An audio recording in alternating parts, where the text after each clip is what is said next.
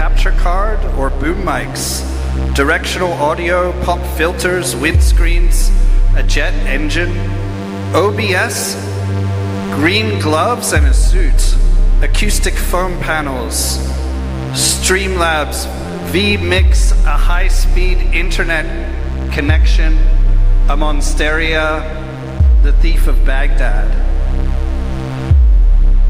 Then I thought about the stream. What is the stream?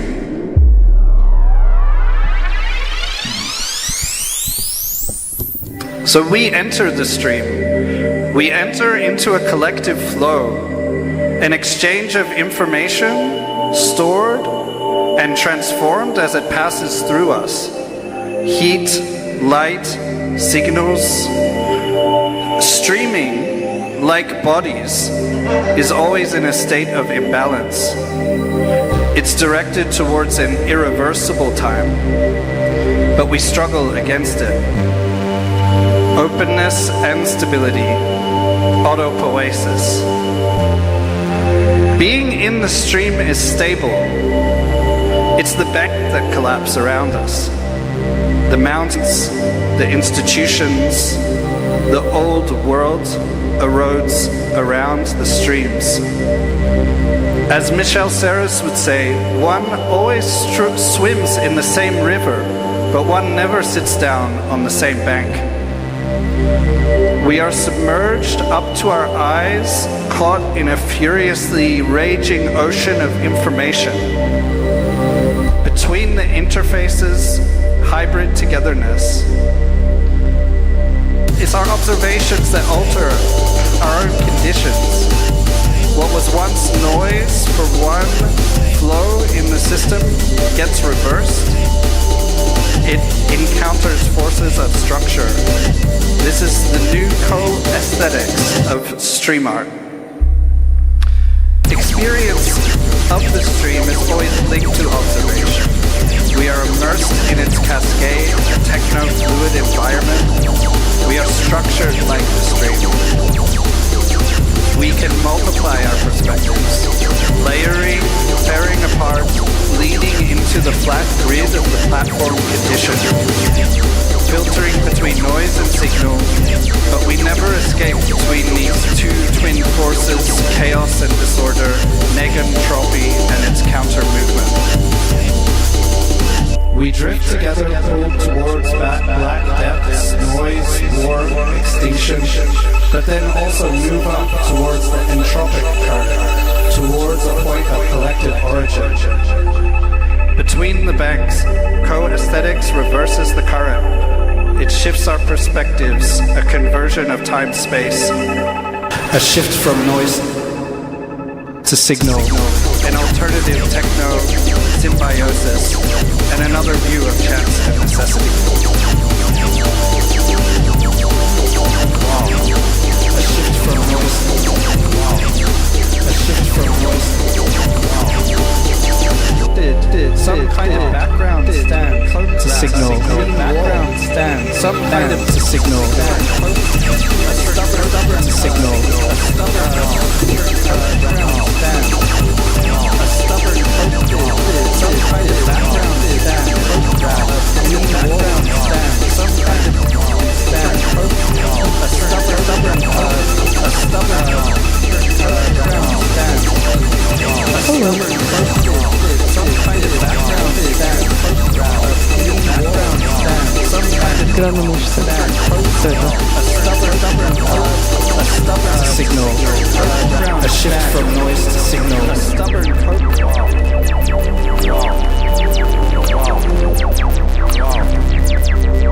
charming. Hello. Raz. Check. Yeah? Казати?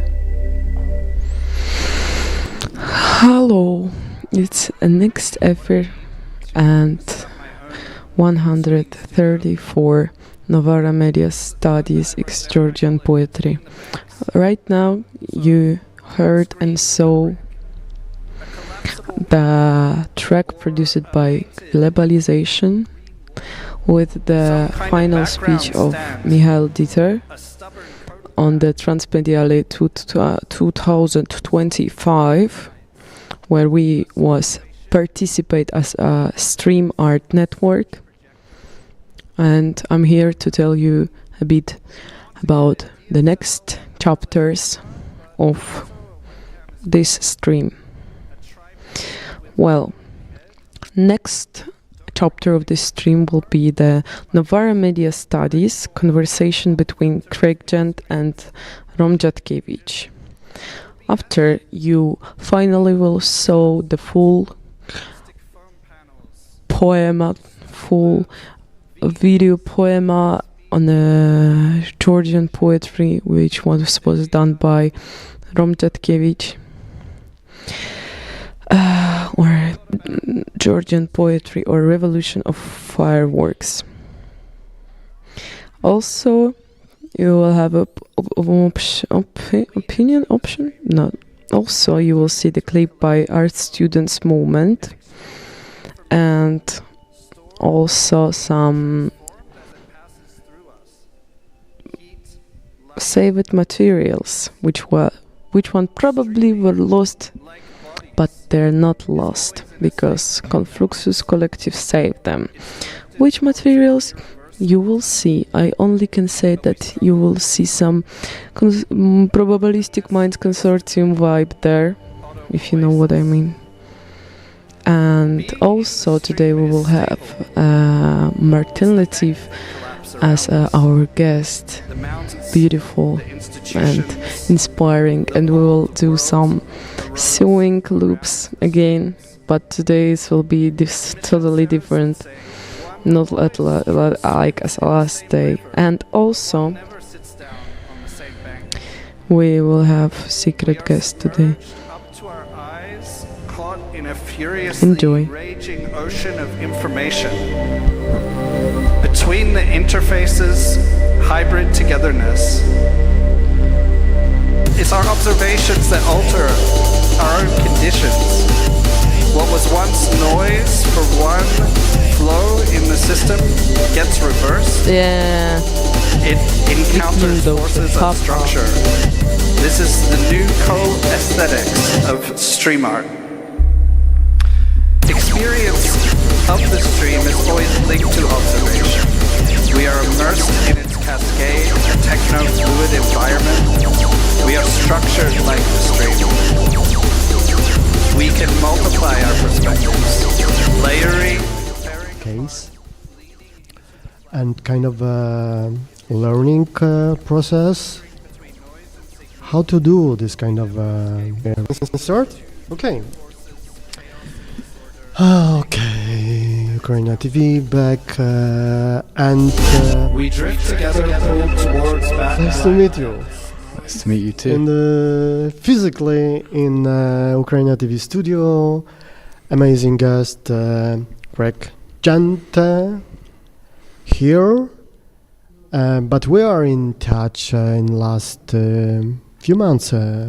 Actually, collaborating across Stream Art Network, and but for me, this is amazing occasion to talk also, or mostly about your past,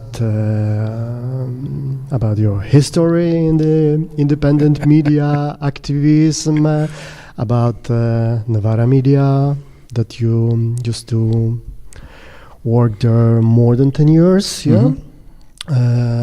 Greg is editor, director, author, also very important book that we will talk a little bit, hope later also about. But yeah, this is what I found that maybe is good to ask you about the very beginning of NOVARA Media, because for us here and now it's also kind of the case and kind of a learning process. How to do this kind of very grassroots small project that it's possible to grow up into kind of the laboratory for utopian thinking about this kind of co-production media project.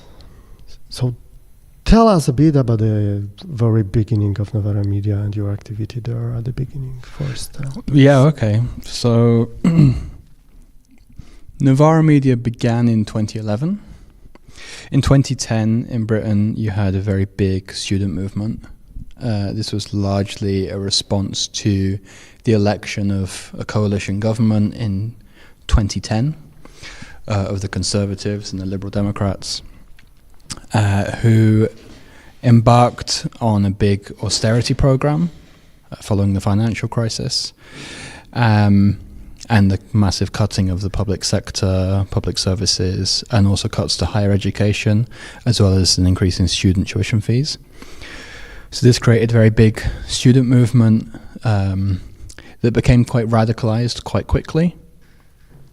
So in November of 2010, there was a massive demonstration, 52,000 students on the streets of London, and that culminated in the students taking over and occupying the offices of the ruling Conservative Party, and smashing into the building, getting up onto the roof, which then led to a series of follow-up demonstrations, a big wave of occupations across universities all over the country. So a real radical crucible of activism for students. But at some time in 2011, just about the time that participation was declining, especially because we lost the fight against tuition fees, the conversations were getting really interesting. And so in the occupations that we were having, we're having these quite sort of deep conversations about political ideas, and NOVARA first began as a place to have those conversations and to keep having them. And I suppose, for want of a better word, to sort of institutionalize those conversations, to give them a form that they could be returned to. So NOVARA in 2011 just began as, it was just a radio show on a community radio station in London. And then we would get the recording and we could put it on Mixcloud or on SoundCloud and people could access it as kind of pre-podcasts in the form that we know them now. This continued for a couple of years. And then in 2013, there was the ambition to broaden it out to become NOVARA Media. And the idea would be that there would be a website with articles and things, but also there would be like a video dimension as well. So this is the point in time when I got involved, 2013. Safe to say nobody, there was no funding, no arts money, there was no wages. We were all just volunteers, just doing a thing for the passion of it. But in a way, I suppose it was like the one remaining political project that outlasted the student movement and really came from that moment in time and has continued ever since. And I suppose the organization really then grew again around 2015, 2017. There was a big political appetite for that kind of media in the country at that time. 2017, we started live streaming for the first time. I was telling you earlier that I think our first live stream was 40 guests, 7 hours, one camera and one microphone. So we were always creaking under the weight of our ambitions. But today, NOVARA Media is a project that I'm very proud to have been involved with for 11 years. It's a full-time news organization, but it also does sort of commentary. It still has the podcast that started it. It now has many other podcasts as well under its umbrella. And it's able to pay people a wage. And the way it does that is because it's supporter funded. And so it's the viewers and the readers who freely donate. They don't get anything in return. They freely donate to the project to make it possible. So it's NGO, it's organization, it's how the form it is. I don't know if I'd call it an NGO, but it's a media organization, but it's supporter funded, and so people just donate through the website, and then NOVARA Media has a good relationship with its supporters, and develops a range of kind of outputs, TV shows, podcasts, and things like that. Yeah, it's a long way from this one camera and totally like few guys, few friends doing things in the street. It's quite different. And to this quite a big organization with this still like a precarious danger in the background or as a context, because and how it's possible to do like that. There is like I'm asking about I don't know, a management maybe, or like is it something that you could spread as a model of a business? Yeah, I'd like to think so. And the main thing that's disappointed me about the project over the years is that there haven't been more Novara medias emerging, because I would like there to be 1,000 Novara medias. Totally. Exactly. This in my question is this kind of exactly. So imagination. I think what happened with Novara is that we got to this point that a lot of organizations get to, where they realize that to make it sustainable and to keep going, something big has to change. Mm-hmm. And so for us, that meant that we had to have some money coming in from somewhere. So that was kind of growth phase 1, So we began to crowdfund in a sort of serious way. And with that, we started paying for the things that we really couldn't continue not paying for. So we had to buy some kit, and we had to pay writers and things like that. But we didn't pay ourselves. We actually paid ourselves last, which I think is one of the main things that distinguishes us from any kind of NGO, because they will sort of pay the staff costs first. And maybe that was a silly decision, but we kind of ran on passion for a long time, and it felt unnecessary. But then the second kind of maybe more crucial moment was when we began to have the conversation about paying ourselves and how that would work, and how that would try and sustain the organization. And that conversation, I have to say, actually went quite smoothly in our organization, which probably spoke to the sort of very strong solidarity that happened inside of it. Actually, I remember at that meeting we had someone involved just in that meeting who had been involved with lots of different activist groups and things, and he was kind of observing, and he said afterwards that he's like, I've seen organizations tear themselves apart over that question, and we kind of got through it in a couple of hours. But what we did was, we had an ambition to pay people inside our organization. That conversation was a conversation amongst us all as equals. We didn't have enough money to pay everyone for all the time they're putting into it, and so we kind of means tested our wages, and we said, okay, what do we think everyone should have as a minimum to live on per month? What do people already have coming in as income from, maybe they're doing a PhD, maybe they already have a part-time job or something like that. And then we will pay people enough to reach this threshold, so we're all living on the same wage, which meant then that we could all go part-time for the organization. And then we actually went full-time 1 month before the lockdown, which was kind of good timing in a way, because then we were in a really good position to expand enormously. To expand, to exist during this strange moment, which was difficult to do something together. But on the other hand, I think for this kind of media project, it was also like a laboratory. Yeah, I think it kind of came naturally to us. A lot of sort of, established journalistic organizations that didn't, the ones that don't have an activist background, which is most of them, I think really struggled to adapt. But we had already spent, 2 years producing videos in the street because we didn't have a studio. And then we were producing them inside people's houses because we didn't have a studio. And so then to just go back to kind of doing things remotely was very sort of simple for us, really. Not without some challenges, of course, but But yeah, I think it was a kind of really interesting time because it felt experimental. The other thing I wanted to say is that alongside the kind of money question, we had to have this conversation around like our commitment to the project and to each other, which is, I think, is a really like hard transition point for any organization that wants to become sustainable. Especially, frankly, if you're going to make the jump from being volunteers to being employees. NOVARA doesn't have any bosses. It's kind of nice like that, but like it does have employees, people who work there are employees, and that means making a commitment to the organization and to the mission.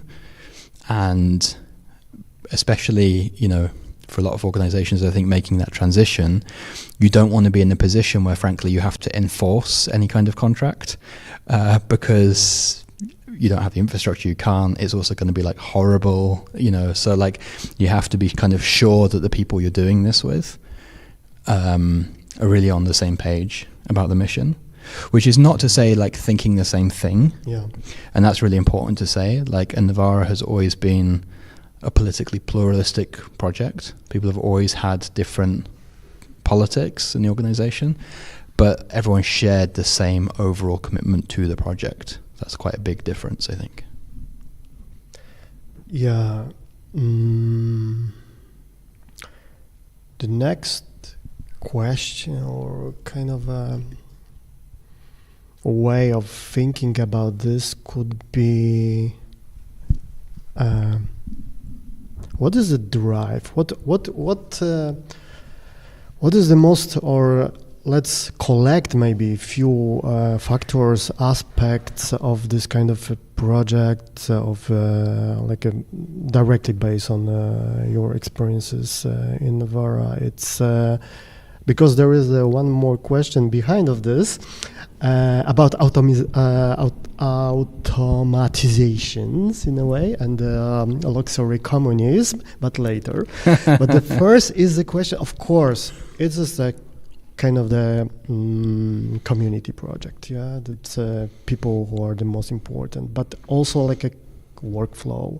That's the work with the technology, the work with this is what after you're back with this nightmare of the cyber boss, but I think there was also something before, kind of a dream, yeah, to combine this human energy and non-human energy. This that's I would like to, I don't know, ask you about this sensitive moment, or this space in between. Well, I suppose the first thing to say is that I always saw NOVARA as having kind of a dual purpose. At some points this is, you know, more explicit, and at some points it was maybe more implicit, but NOVARA kind of, in my mind, always had like a dual purpose of trying to kind of provide the means for the movement, by which we mean kind of social movement, labour movement, politics, left-wing movement, whatever it is, allow the movement to speak to itself, to kind of provide this like possibility of reflection and a space for reflection, but at the same time to elevate some of those ideas and introduce them to people who wouldn't come across them anywhere else. They would come across ideas in NOVARA that you're not going to come across in your undergraduate degree, or on the news, or in the magazine, or in the newspaper. And so those kind of two commitments are actually really hard to navigate, and it's like an ongoing process. And actually it means, I think, that, you know, a lot of people feel that you're letting them down, you know, along the way. Like if you're not, you know, if something you're doing is trying to reach new audiences, but they in that moment want you to be creating something that is allowing them to speak to themselves, those two goals can kind of be in competition with each other. So there's a really like tricky balance to maintain, I think.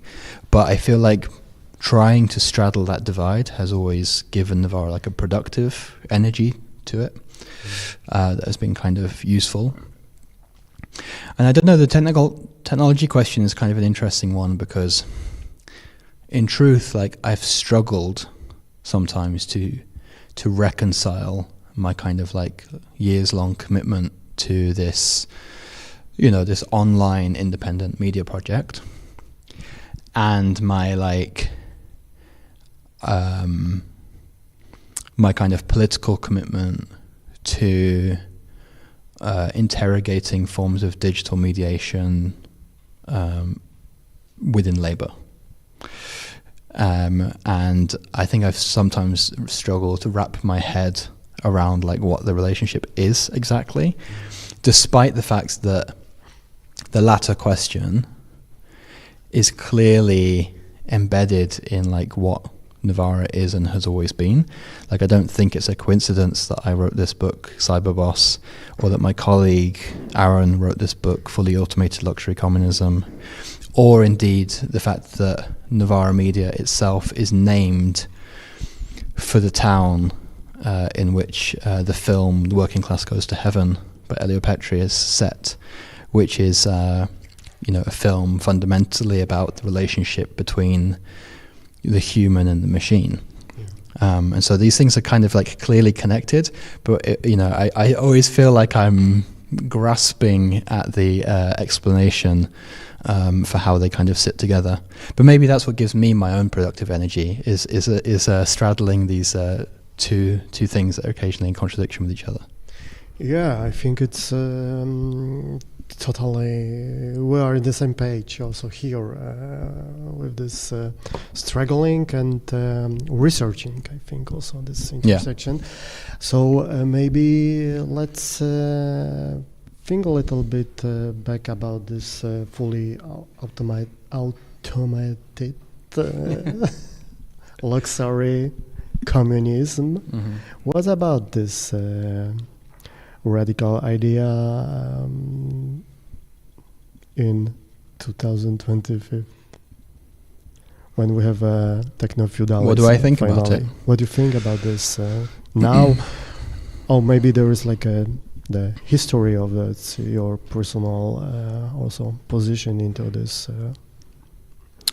I suppose my relationship to that idea has been, I think it is important to sort of situate it historically and to kind of not take it too far away from the roots of the idea. So where this idea came from, as I understand it, is first of all that there was this blog that was created by some people who were kind of around the Manchester section of a British Marxist feminist organisation called Plan C that I used to be involved with. Mm-hmm. And the blog was called Luxury Communism. And the idea was that it's exploring ideas of abundance and sort of a communal type of luxury, mm-hmm. But also through the lens of like a libertarian communism. It's important to say that. Mm-hmm. It's not like we're not talking about like Bolshevism or whatever. It's like a libertarian communism that I think in reality the libertarian communists or the anarchist movement in Britain has had a tendency towards like a certain asceticism, you know, a kind of a anti-possession or anti, you know, this kind of quite sort of like monk-like attitude, you know, of like we should like be dispensing with everything and we should all share toothbrushes or whatever, which is obviously a bit of a caricature, but like I think that was like a tendency. And instead people wanted to say, well, you know, surely one of the ambitions of this political project is for everybody to have as much as they need, and to have the leisure time that they want, and not to be struggling for resources in this kind of way. And so we shouldn't tricky version of luxury. Yeah. And so we shouldn't sort of fetishize, the sort of scarcity. And so it was a kind of like an aesthetic and a political intervention, I think. And the phrase that they elevated was luxury for all, which of course confounds the idea of like a capitalist luxury. So before fully automated luxury communism, we had luxury communism. And then at a certain point, and who knows how these things really happen in the kind of like meme sphere, fully automated luxury communism becomes a meme, essentially.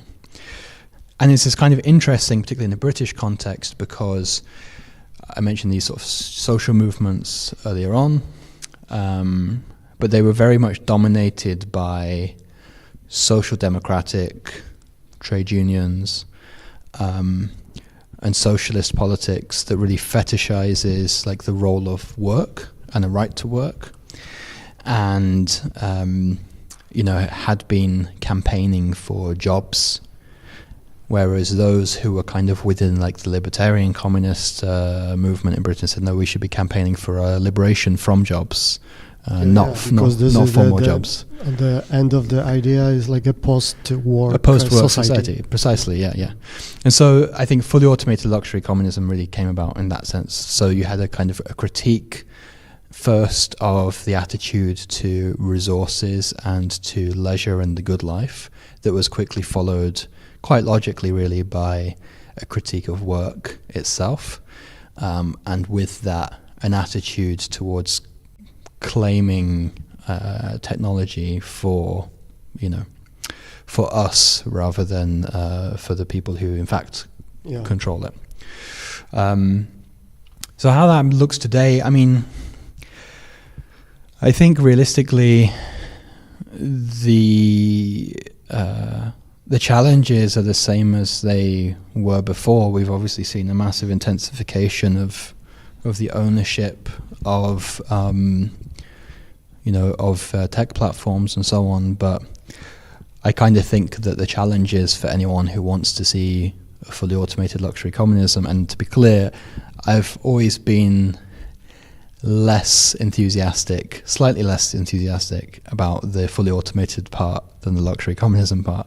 However, I still think fundamentally, I mean, whether or not people have that as a goal, the same problems and challenges arise, even if your horizon is an internet that realizes the promise of what we thought the World Wide Web could have been, so those are the same problems when it comes to the automated question. Yeah, this automatization, I think it has many levels and scales also in this short conversation. It could be like that. And this is why I'm asking about this, because this is also like a part of the model of this kind of small collectives working together, doing media, doing something like in a small studio in a garage, and sometimes we are like a craftsmen in the period of high-tech reality around, and but in the way it's maybe it's good. It's like a more like a it's against the humanization or something like that. But it's also a slogan from 20th century. So I'm afraid about being, like a conservative leftist. But in the same time, maybe there is the challenge. There is the question to put more attention about that particular tools, for automatization in this kind of a production, remote production, co-production, like also for our daily activity in StreamYard network. And because there is like a big gap between this interpretation of the reality that everything is out of control and we are controlled by automatization and it's all trackers around. Yeah, that's I think cyber boss is also about this. And is it the space to reclaim that tools, to work with them in our conditions, to help ourselves to work in more sustainable way? Yeah, it's interesting. I hadn't really thought about it in this way, but like there is obviously an irony in like, you know, proclaiming like a politics of fully automated luxury communism, and then, you know, if I think about the workflow of how an organization like NOVARA works, you know, the idea of fully automating it is, you know, becomes very challenging very quickly, because it kind of works on this like, kind of like a craft model. In terms of like how the division of labor is always looked within NOVARA, it was recognized very early on that there would have to be a division of labor, but that would be based around kind of skill and competency, really. Underpinned by a mutual respect and kind of valuation and esteem of people's different contributions and competencies. So, for example, even, you know, now that everyone in NOVARA is paid, everyone is paid the same wage, and that's how it's been since we started. And the idea behind that was to ensure that the focus is on the organization to share labor and to spread labor around. So if, you know, someone's working harder than someone else, the fact that they're paid, rather than paying them different rates, the idea would be that, well, the focus should be to take work away from the person who is overburdened, and having a flat wage kind of reflects back onto the organization of labor in a kind of in a way that produces hopefully a kind of like a desired outcome. But I think what's kind of missing here, because of course the application of automation to so many jobs, and if we're looking at like the sort of cyber boss examples and tracking and things like that, I think what's missing is fundamentally something around the politics of information and communication within work, because the point I make at the heart of CyberBoss really is that this whole kind of algorithmic management is organized around, you know, it's not a new principle, but fundamentally a sort of a Taylorist principle. It's like a modern day Taylorism, by which I mean, for people who, you know, aren't aware, Taylor is this big management theorist at the turn of the 20th century, and he's often associated with things like time and motion studies and piecework, so paying people wages for their output rather than a flat, you know, wage for their time worked. But really, I think his fundamental kind of philosophical contribution, if I can put it like that, is the separation of the conception and the execution of work. And so the idea under Taylorism is that you have a division of labor by which a small group of people decide how the work is conceived and what it does and how it operates, and then you have a different group of people who just do the work. Yeah. And so the people who are thinking about the work and doing the work are not one and the same. And of course, inside NOVARA, for example, the thinking about the work and the doing of the work are fundamentally, you know, one and the same. Of course, there will be kind of, you know, strategy conversations and stuff like that, or ongoing judgment calls to make it what happens in any organization, but there are always these kind of impulses to make sure that the conception and execution of work are not split apart from each other. And I suppose maybe to bring it back to fully automated luxury communism, what I would want that kind of automation to look like and that relationship to the non-human to look like would be to ensure that we're not dividing the conception of labor from its execution. Yeah, and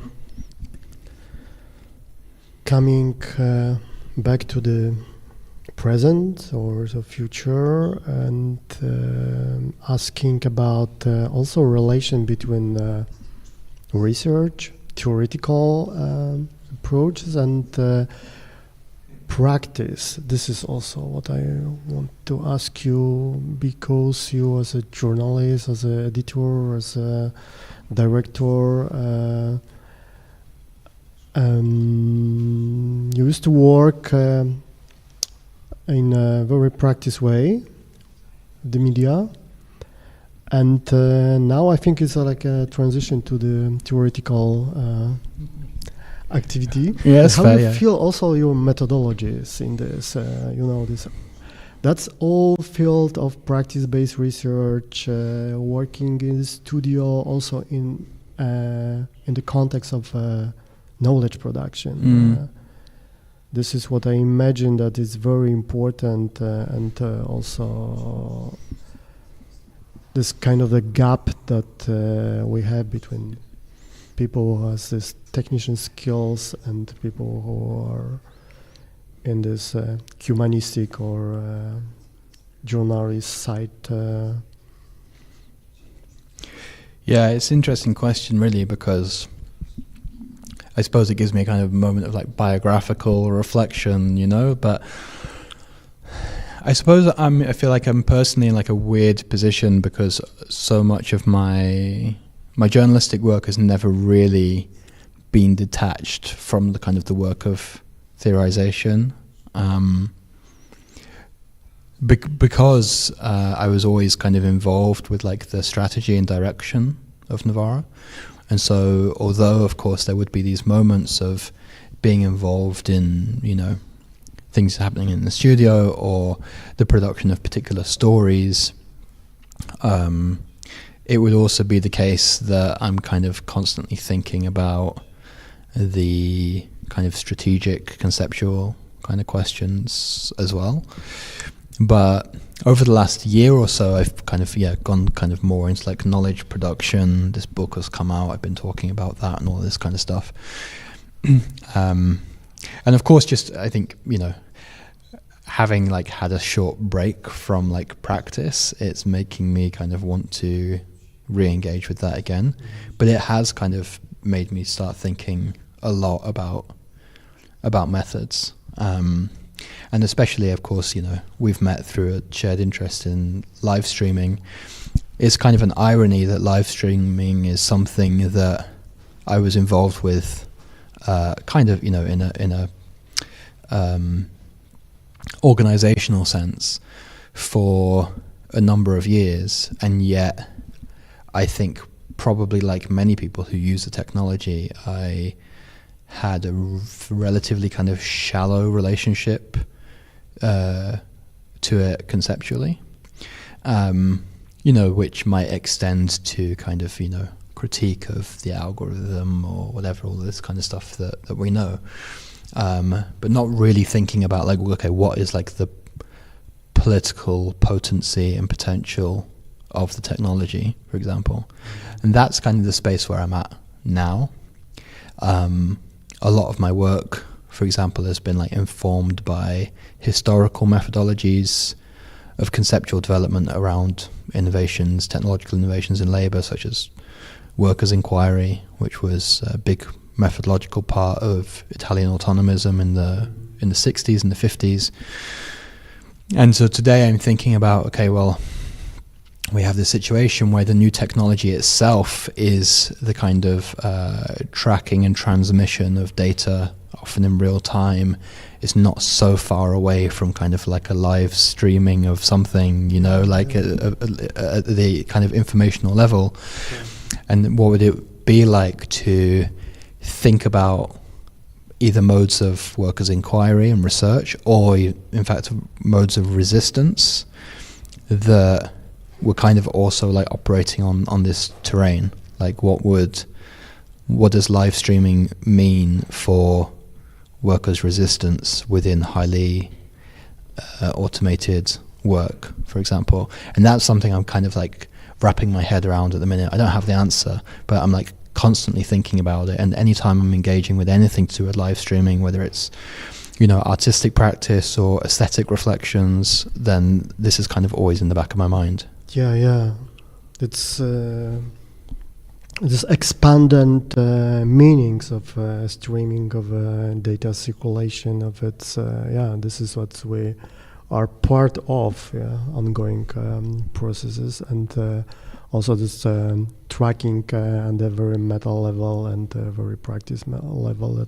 This is, I think, huge field waiting for also for investigation or researchers, and also in the a very practice way. That's to work with trackers maybe in this kind of studios also, and to think about how the logic of this relations and so on and so on. And then the technology, and also I think this is the kind of a polygon, the lab for the new intersection between some field of knowledge production.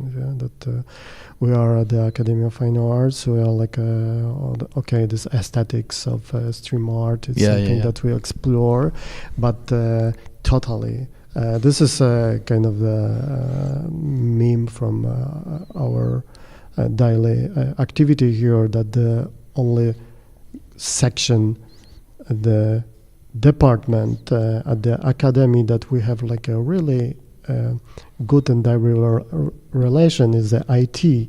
Right. Oh, wow. Okay. Because they totally understand what we are doing here. Yeah. And this is something that's sometimes open a kind of reflection about maybe the movement to the another kind of environment, university, that's to work with people who are more into IT studies and this infrastructure studies than the aesthetics aspect. It's a kind that we can negotiate always, but it's more about kind of really strong mix of aspects around this data circulation. And finally, one thing that's interesting to me is that conversations I've had with members of the public in sort of public forum event type things over the last however many months has been people wanting to talk about the role of, say, tech workers or tech designers, technologists, content designers, hardware designers, even and the role that they could play in some kind of opposition to digital Taylorism, algorithmic management, something like that. And it's really interesting, and it's hard to know what that looks like in practice, especially because, of course, those roles themselves are subject to a Taylorist logic of their own, where I have friends who are, workers, programmers for consultancies, and they don't really know what they're working on. It's kind of like Severance, they're working on some collection of numbers or whatever, but they don't really kind of know what the overall kind of output is. They're kind of given problems at the level of code to solve and to work out, and not really a kind of overview.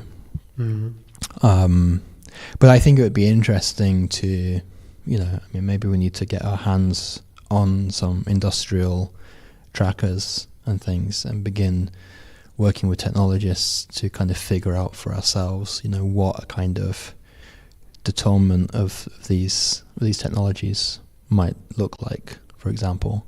Because it was very clear to me from, in my research, I just had conversations with lots and lots of people about their interactions with these technologies. And it's, aside from the effect on the workflow and so on, it's very clear that there is a strongly aesthetic dimension to the relationship in practice between workers who get sort of euphemistically referred to as users, but workers, and the technologies themselves.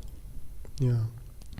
And at a small scale, how do you find yourself in the StreamArt network and some possibilities that we can create together also? That's could be maybe last question for... I think it's cool. Yeah. Well, I mean, my next ambition is to set up a studio in Leeds. Oh. Is what I would like to do. Wow. Yeah.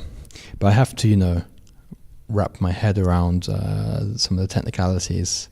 There are more people around that could be involved in that? Well, I figure you build it and they will come, know. So, I think that would be a cool thing to explore. But I think, whether that's a possibility or not, I do want to kind of think about what the role of live streaming might be within either workers' resistance or workers' inquiry. And I don't yet know what that looks like, but I'm hoping that maybe by the summer I can bring some people together to try and have that conversation. Because I do feel like there's something there, and the minute it feels like feeling around in the dark for it. But yeah, I think it's really interesting. It is. And thank you for the conversation. And it's a pleasure. It's so good to be touch here in this hybrid space with you. Flow in the system gets reversed. It encounters forces of structure. This is the new co-aesthetics of StreamArt. Experience of the stream is always linked to observation.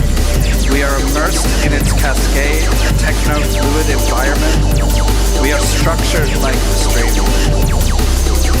We can multiply our perspectives, layering, tearing apart, leading into the flat grid of the platform condition, filtering between noise and signal, but we never escape between these two twin forces, chaos and disorder, negentropy and its counter-movement. We drift together, pulled towards black depths, noise, war, extinction, but then also move up towards the entropic current, towards a point of collective origin. Between the banks, co-aesthetics reverses the current. It shifts our perspectives, a conversion of time-space.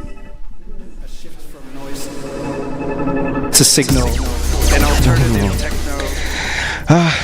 Glitches are around in our minds, in our setups, in our ideas. Glitch is kind of expression of free will of the signal.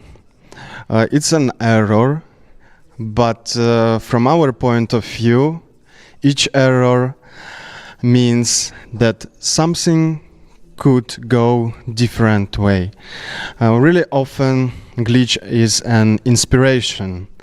Glitch is a way how our overdosed with information brain works. Glitch is an aesthetic, but probably it's the most plain way how glitch could be described. And our next material is also part of glitch study. Even probably, I don't know who decided about it, the network, the data, the signal, or the render process decided to cut almost on the beginning material made on stories, videos, and probably all kind of media could be involved in Tbilisi. Actually, during the period when Rom was there in Ikalto studio, due to our 24-hour special affair, probably the broadest affair we had since then. So, Georgian poetry or revolution of fireworks. This time, full version, maybe. So, let's dive into and check out this really intense and emotional sequence of words, sounds, and images. Let's go. V-Mix, a high-speed internet connection, a monsteria, the thief of Baghdad. Then I thought about the stream. What is the stream?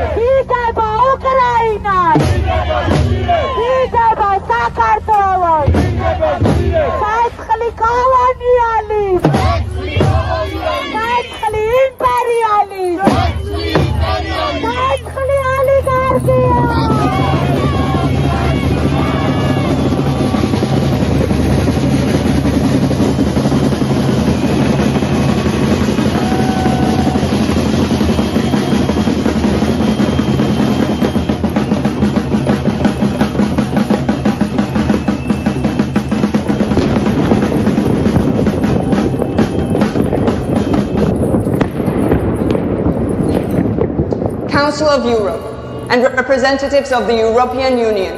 We, the students of Georgia, are addressing you today because we believe it is time for our voices to be heard, not just as citizens, but as the future of our country. Georgia is in danger. More and more people, including students, journalists, artists, and activists, are suffering because of the government's crackdown on those who dare to stand up for what's right. Imprisonment, torture, and repression are becoming all too common. These are not distant issues.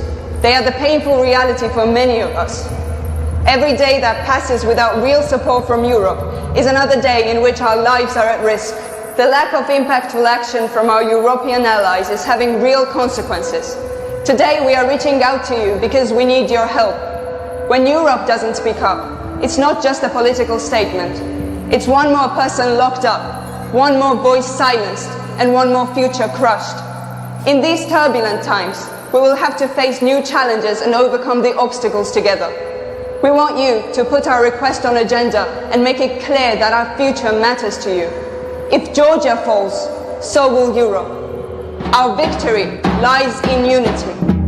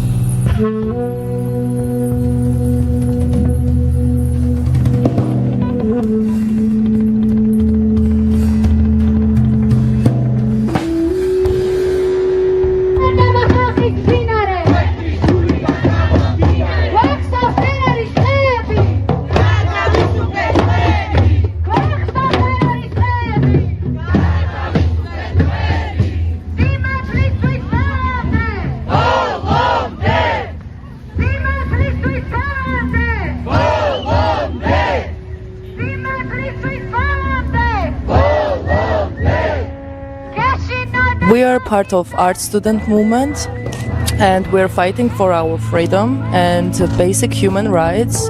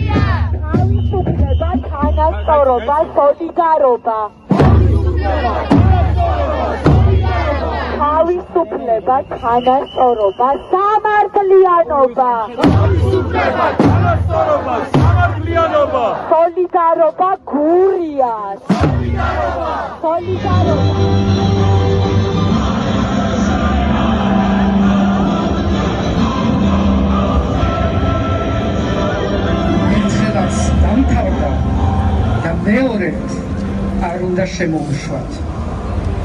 ეს დღე ტრაგიკული იყო, მაგრამ ამავე დროს იყო მაგალითი იმისი, თუ რას ნიშნავს, როცა ადამიანები მზად არიან, რომ ყველაფერი გადონ სასწორზე, თავიანთი სიცოცხლეს და დაიცვან სამშობლო. ბრიუსელში გაიგზავნება, როგორც ჩვენთვის არის ცნობილი, მეორე გაიგზავნება სწორედ ვაშინგტონში, ახლა აქ მყოფი ადამიანები საკუთარ ხელმოწერას ეძღვებენ, ვისაგებლებ ამ შემთხვევით და As you know, in Georgia we have a really critical crisis, political crisis, so we did not have any other options. So students started staying up at their universities, and as we did. So today we just stopped staying up in the Academy of Arts because we decided to change our form of fighting, and yeah, maybe some of other people wants to say something. What you want to change and to what the change means for you? First of all, I think what should be our main focus is we have to give information to the people who don't have the right information.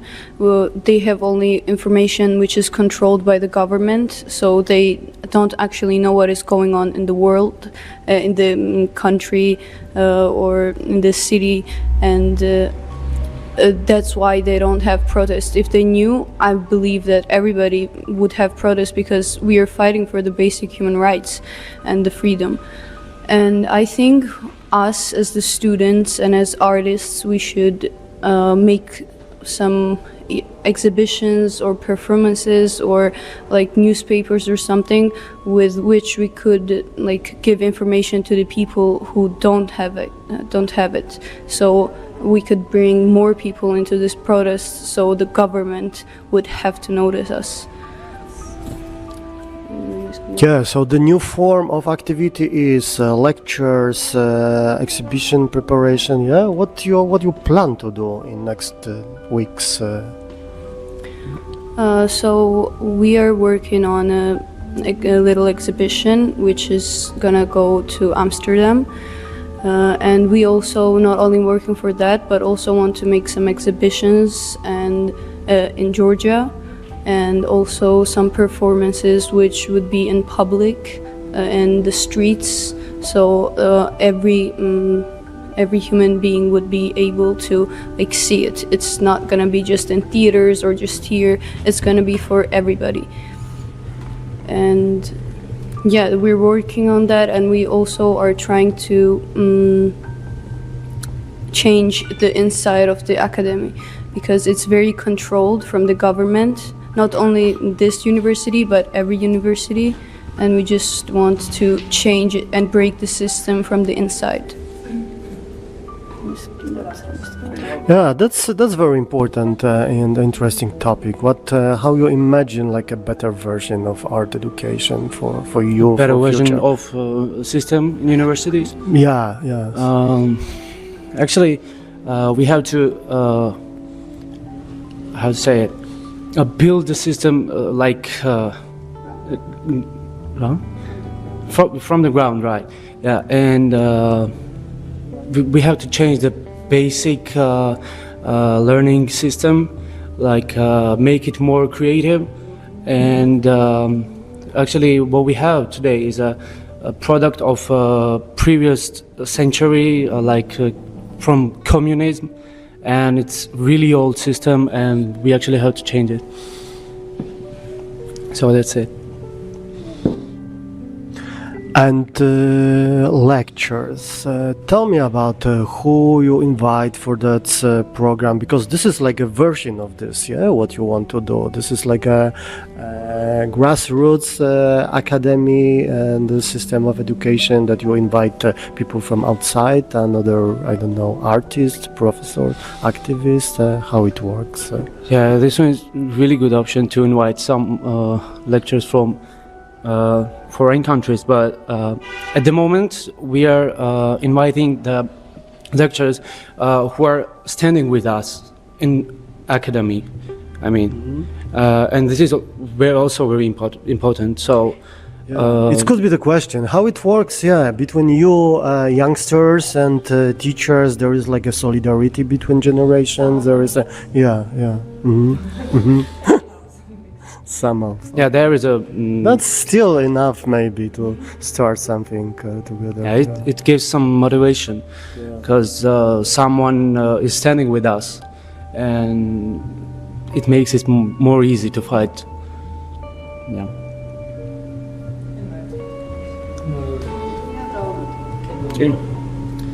And this protest, the way I see it, it's not like generational differentiate. It's not like young people against the old people. No, like we're standing together. It's about the people who know what is going on and want to fight for their freedom, and people who either don't care or don't know about it. So I'm standing with my little sisters, with my grandparents, and with my mothers and my friends also, and it's not like generational. We all are together, and that's very beautiful, because I know that I have my back for my families and my friends and everybody, and hopefully more people will.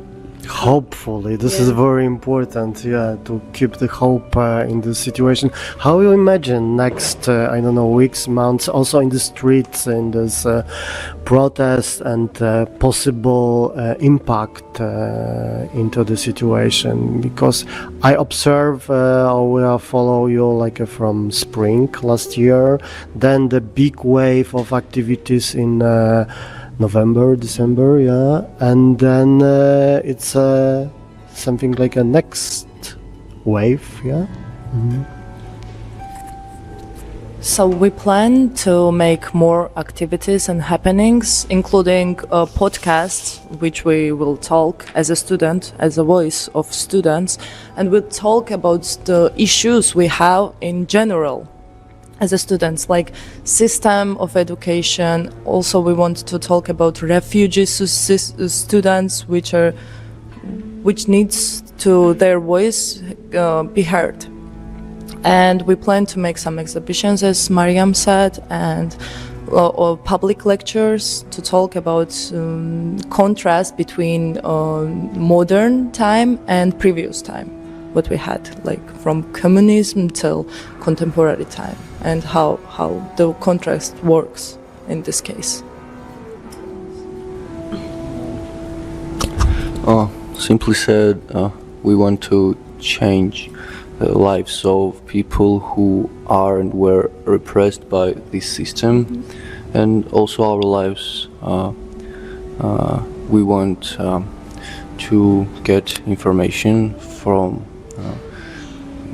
more contemporary, educated countries and people, and change information with them and get from them. Yeah, this is also, I think, very important topic for people outside. That there are also activists arrested during last. Yeah, that's the thing. That's the question. Maybe you can say something more about more details, some names of that people who are like heroes for you. And honestly, the media in abroad. Of course, there are some news, very short information because that's protests in the streets and but no details. Yeah, let's give us some details. Hello, Hi. Nice to meet you. So the I'm question Roman. is about political prisoners. What do we think Mhm. about them? And, Yeah. What do you say? What you want to say to them? Your message to them. My message to them is to stay strong, because so many people, including us students, are by your side and are going to fight until you are free. Sorry. I feel like those people who are in jails because of nothing, and it could have been any of us, they are, for me personally, they are heroes, because it could have been any of us at that point, and they are fighting strongly from the insides of the prison. And I hope that they will never feel alone, because we will not stop until they won't be outside standing strong with us.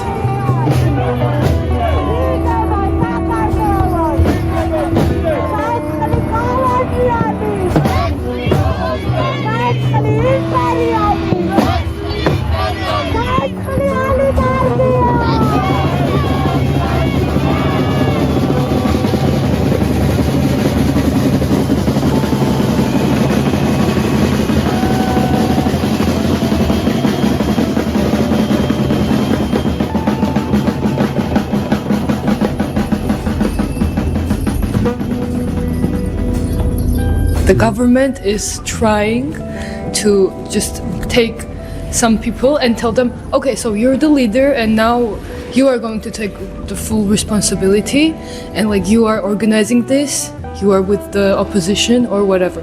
But the greatest thing about this protest that has been going on for 85 days is that there are no leaders. People are here because they feel like they need to be here. They feel like they need to speak up. We feel like our voices cannot be silenced, and they will not be silenced. One of the prisoners today is Zia Mahlobeli. She had been starving for 35 days, but her situation got critical. So yesterday she said that she will try to stop the hunger strike, because she feels like it's a danger to herself, and she has not been medicated at any point. And she also said that she wanted to be on a hunger strike from prison, not from the medical establishment. She's a journalist, and Free media outlets. yeah, and she's from Batumi. She has been working on these processes for a lot of years. Yeah, for a lot of years. Also, there is one more person. His name is Temur Katamadze. It's been 35 days today that he has been on a hunger strike. We don't know anything about his condition either. Just like Zia, we didn't know anything about her condition. I feel like these people, they're not trying to go on a hunger strike because they are with the opposition or they are trying to prove something. They're on this hunger strike because of us, because of people who have been punished and who are still punished, and if the government stays, will be punished. They are doing this for these people. They are doing this for people who have not been actively in this, who are still with the government, because they are telling them to wake up. They are telling them to speak up. They are saying that this government is not legitimate at all. Also, there are a lot of prisoners, including students, which I feel like that's, can I use curse words? Yeah, that's definitely bullshit, yeah. That's totally bullshit that these people are imprisoned right now, because why? Why? Because there are so many criminals, so many people on the wrong side. Our president, Qavelashvili, he freed 600 criminals. And we know that they're criminals because they're trying to free up spaces in jail for us, for people who are just trying to just trying to fight for justice. And yeah, that's totally and completely bullshit for me.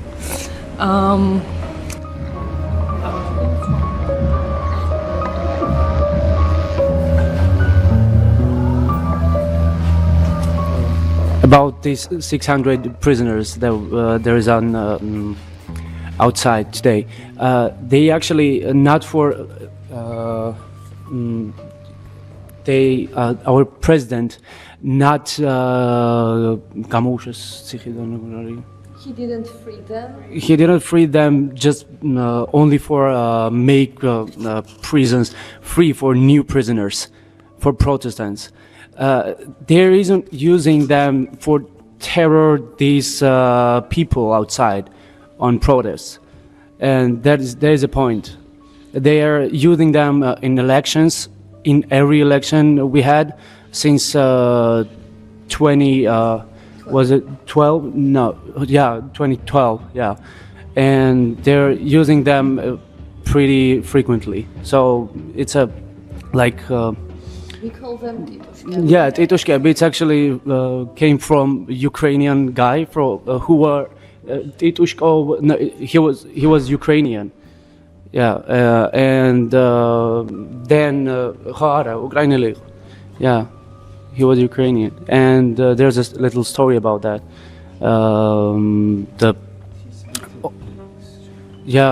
He was the leader of some kind of gang who were like doing the same stuff as these guys doing here, and when the war started, the government sent him to the front line. So.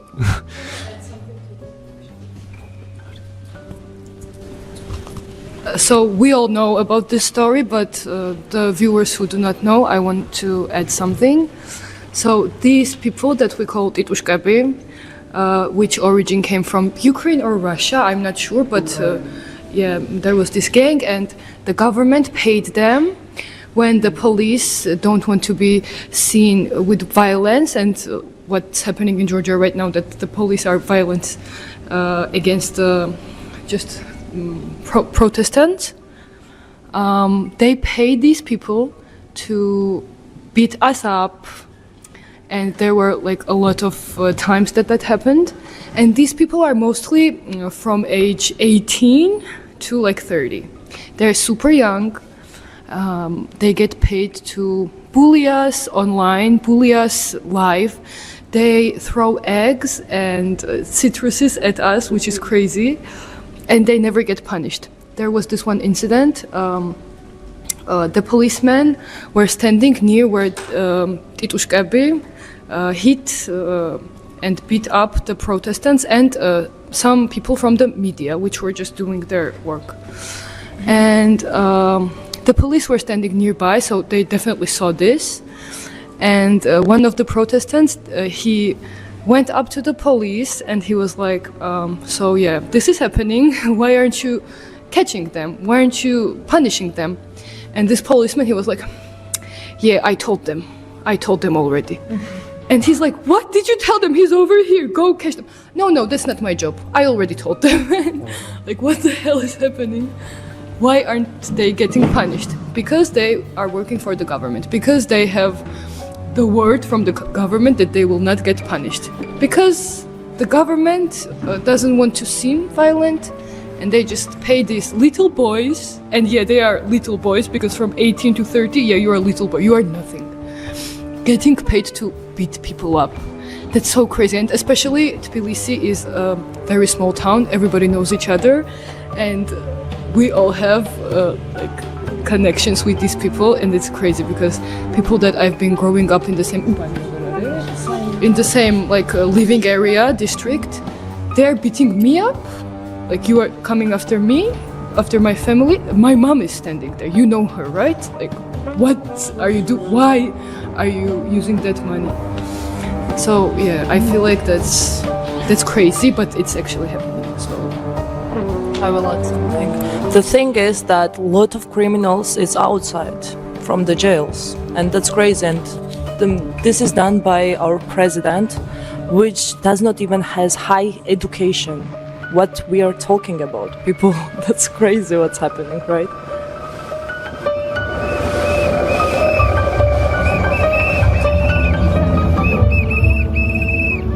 And also I want to say that the titushkebi and policemen are also invading people's privacies. They're like just going in protestants' houses without any consent, and they're just like taking their house upside down and taking their stuff, taking them to jail for nothing.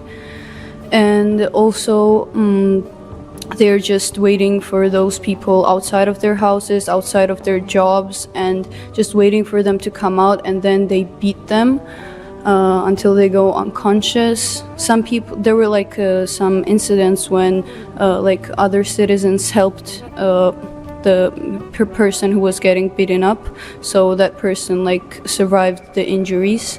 But it's happening every day, and it's very stressful to go outside, and because everybody knows that we are protesting, we're not hiding, but it's scary, and we just don't want to live in this kind of world or in this kind of city where I'm afraid to go outside. That's not freedom. I don't have basic human rights, and in 21st century, that is crazy. We shouldn't even be talking about this. And yeah, it's a shame that our government and Russia especially is still doing this kind of things.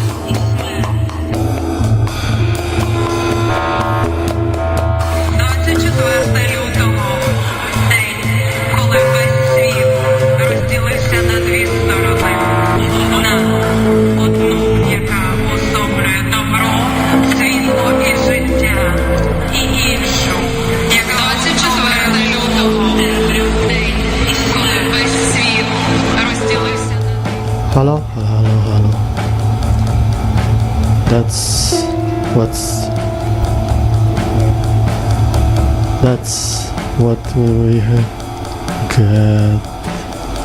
Okay. Hello. Okay. DSC community in the background, and we are slowly starting. I can be visible also in the corner.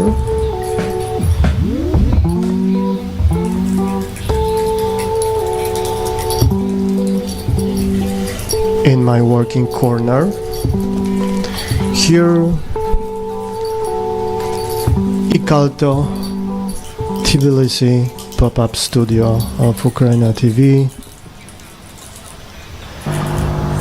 We are waiting for audience here in the dissident apartment, and we are waiting for you around in the network. First, walk around the exhibition, then around 6 o'clock of our time we're supposed to start activities, lecture performance and presentations and discussion from participants. The Yachi community is represented by the mashup that is in the background, and after my introduction it will be going in a loop, and then there is a material hunters team Razi Guaramaji who will come, hopefully, who will have a kind of the introduction to our discussion with a static position. After our preparation, I found a very important point of view about double colonization in this region that I think we will explore a little bit more. We have the Rackets by Żana Kadyrova. We have a brain representation of let's call it movement, like an emotional movement by the sculpture by Tama Kvantaliani, and set of pictures by Kristina Navikova. The one is traveling around the space as a print, and the big set will be part of visuals. And there are also 3 paintings by Anna Rekvenshvili. No, I'm sorry. Anna is the member of Art Students Movement and will take part in a discussion and will have a speech. And Natia Sapanadze shows 3 beautiful, dark and full of, in a way, humor pictures, and there is also installation of Anna Szczurek, a set of drawings on the leather because of the environment here, which is fully living space, the apartment, but in the same way place the independent institutions, studio, recording, rehearsal place, and art residency. So see you later around the city. We will walk, we will have a moving camera, and we will have a hybrid hanging out. See you.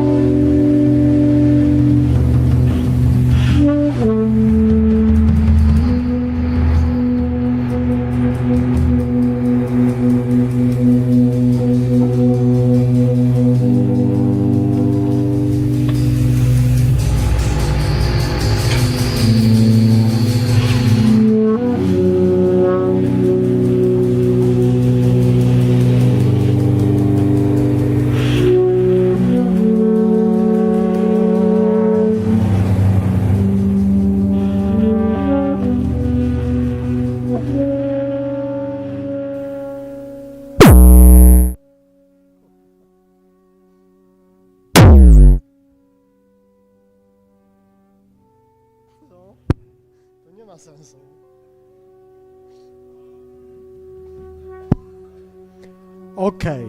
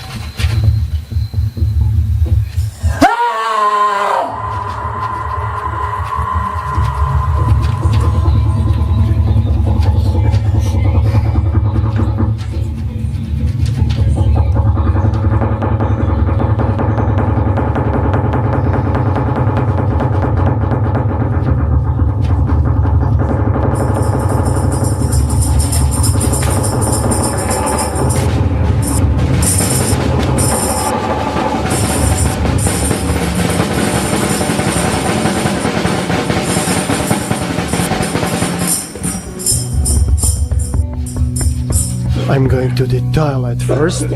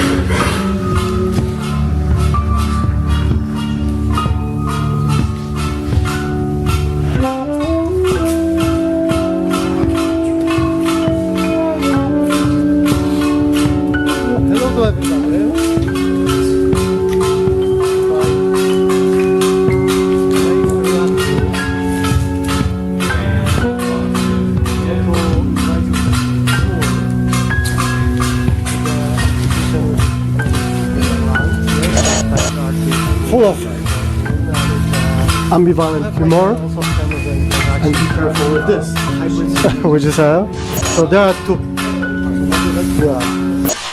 two paintings by Nadia Sapanadze here, and the third one. Yeah, because the danger, all of them. There is, I think, something what communicate with surrealistic energy. This is a girl from Krakow, from Poland, and set of her drawing. We are finishing our part, and we are for me going traumatic. straight to Tbilisi. So cheers to Roman, who's now there, and thank you for guys in Ceramic Beat Studio in Kiev, and Microdozer and his amazing models slash singers. Yeah, be careful. It was unexpected, very good performance. So thank you guys for watching us, and let's go to Tbilisi now. Go from Krakow, from Poland, and set of ambivalent humor. For me, traumatic, but also sometimes for which is so there are to enjoy. mirroring. There are two paintings working together. Your gate and everything is watching to each other, and I think it's the structure of the. Be careful, the danger, all of them. Angles. There is, I think, something what communicate with hybrid situation. surrealistic energy. Let's go there. This is a girl from Krakow, from Poland, and set of her drawing for me traumatic. Here will be concert.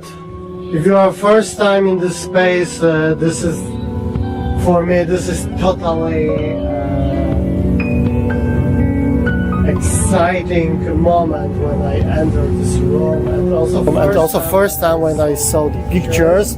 There is Araik magic semi-invisible person who is upstairs, and I hope he will be.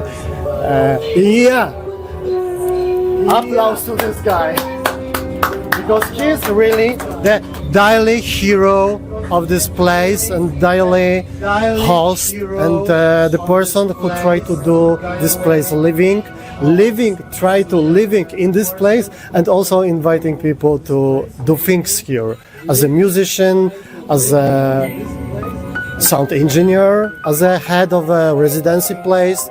And this is also we are here. I need to say thank you officially, very officially to you, and I'm sorry for the mess and for this maybe some confusion situation, because this is what we do.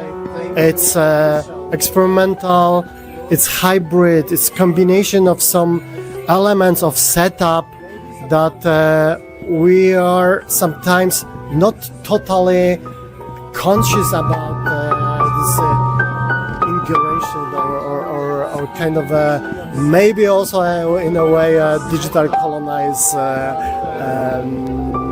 attitudes of this. But let's discuss this also, because this is kind of a future for us, for the struggle for people around the world, with a power which is going from upstairs, with this new imperial reality that it's not easy to deal daily and not easy to compare with. So this kind of the hybrid cheap equipment combined together, and also it's kind of the also pretext to meet people. It's like a digital fire set, that we can meet together. And then another one is the stage of the musicians that will play later. In the background there is the Diachia community mashup made a few days ago, especially for this event, and also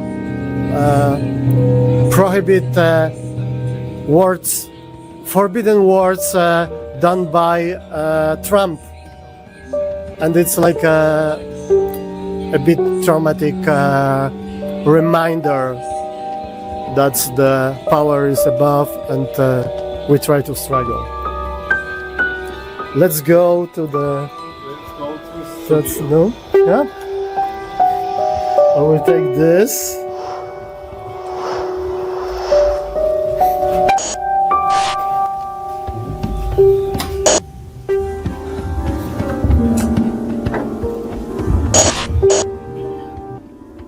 Here we are in our the Georgian situation. Yeah, well, I'm Chris. I'm from Staten Island, New York. Lived here since 2012, like I said. Backgrounds in music and composition, sound engineering. Yeah, I mean, it's just changed so much recently. It's hard to say exactly, with all the uncertainty of everything and everything. Like, so many things are in motion now, and it's hard to say where that's all going. And it does look pretty dark right now, at the moment, where things are going, and that's concerning.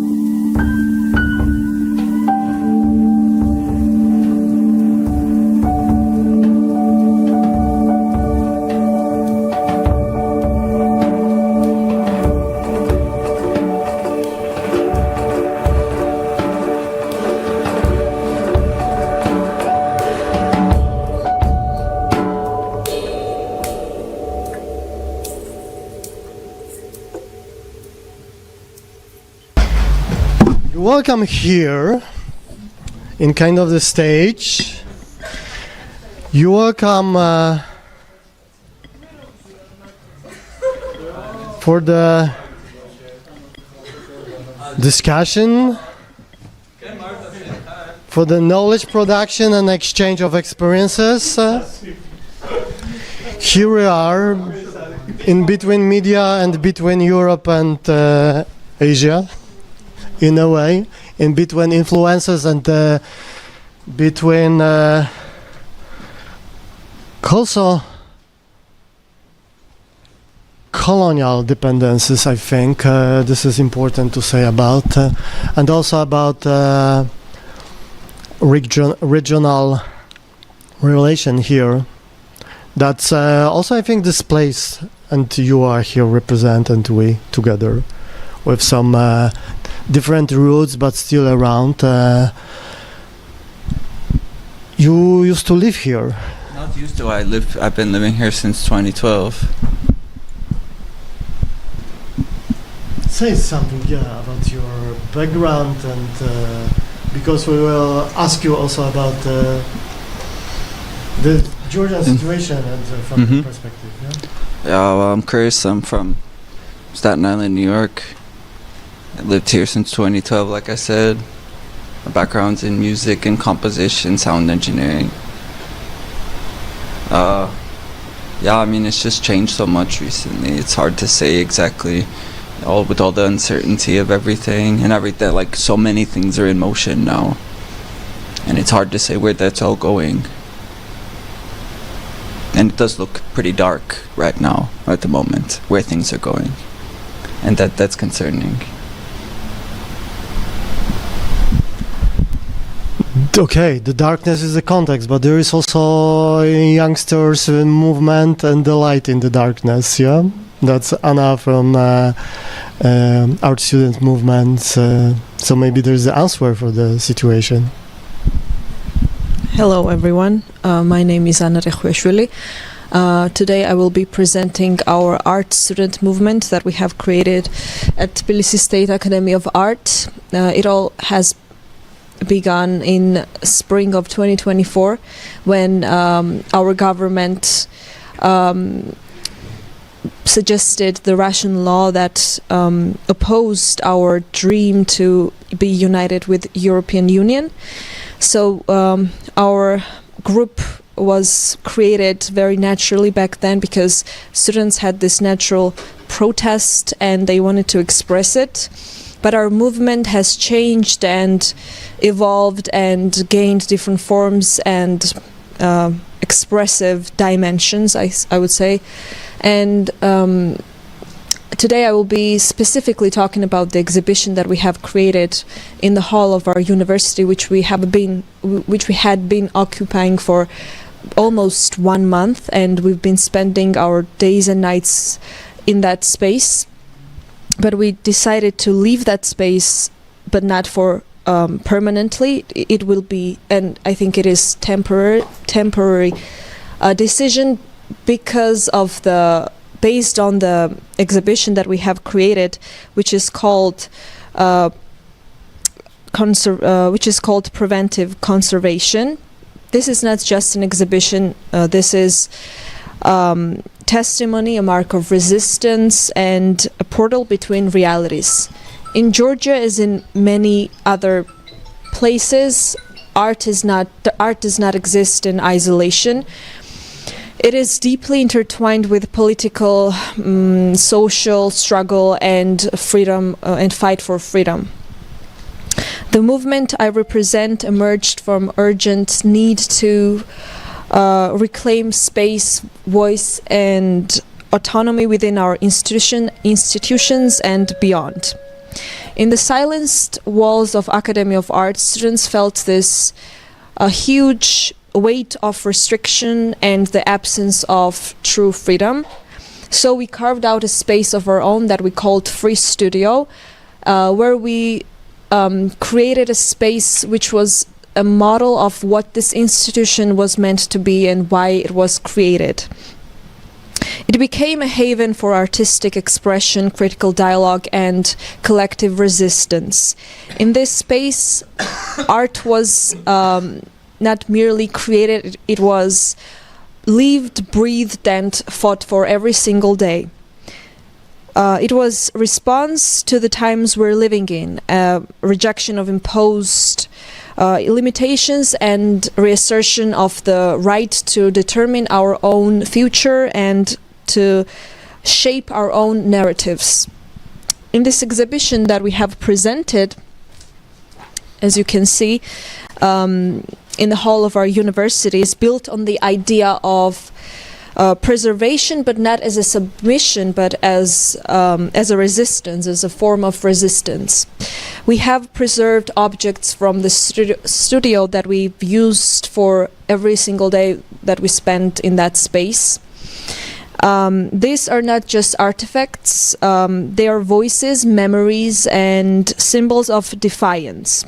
Each object tells a story of unity, struggle, and the refusal to conform.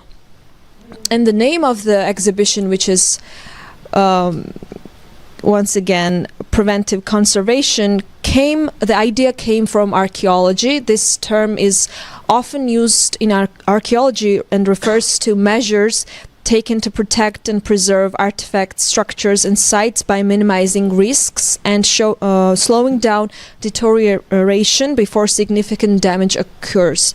So we felt this desire, we felt this need to, for a moment, step back, but this step back was not in a form of giving up. It was in fact opposite of giving up, because we opened a portal in the Academy of Art that did not exist there before, and we left it there because these objects, as I said, are not just objects. They're not just mere objects. They have ideas inside them, and the idea is not temporary, it's eternal.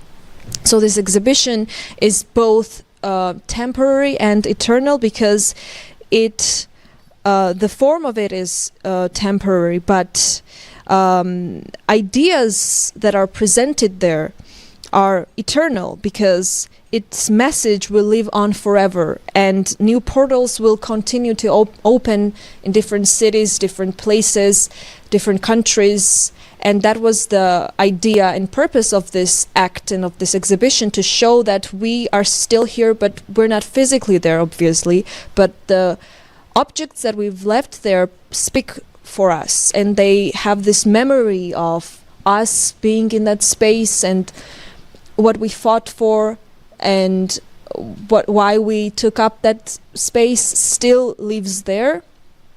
And we have created actually a small video montage when we decided to do this exhibition, and I will present it to you now. I will have also a question to you.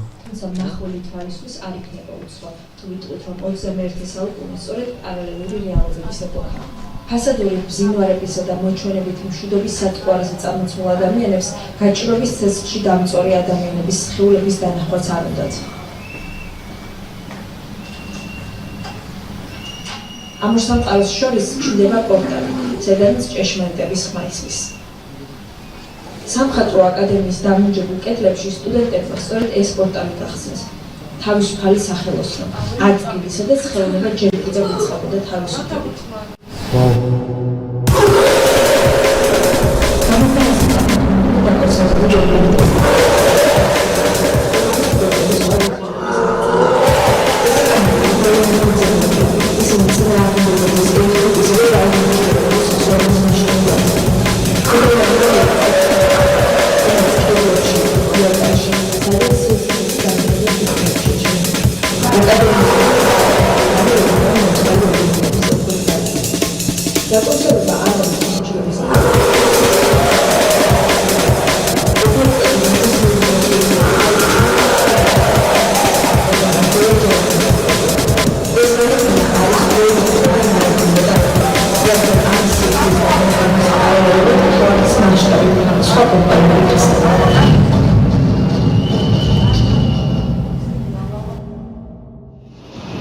პარალელური სამყაროს არსებობა ბევრისთვის დღემდე ფანტასტიკის ჟანრია, თუმცა მახვილი თვალისთვის არ იქნება უცხო, თუ ვიტყვით, რომ 21 საუკუნე სწორედ პარალელური რეალობების ეპოქაა. ფასადური ბზინვარებისა და მოჩვენებითი მშვიდობის სატყვარზე წამოწმულ ადამიანებს გაჭირვების ცეცხლში დამწვარი ადამიანების სხეულების დანახვაც არ უნდათ.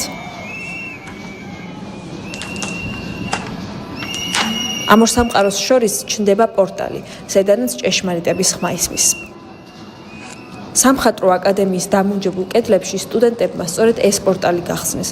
თავისუფალი სახელოსნო, ადგილი, სადაც ხელოვნება ჯერ კიდევ იწყებოდა თავისუფლებით.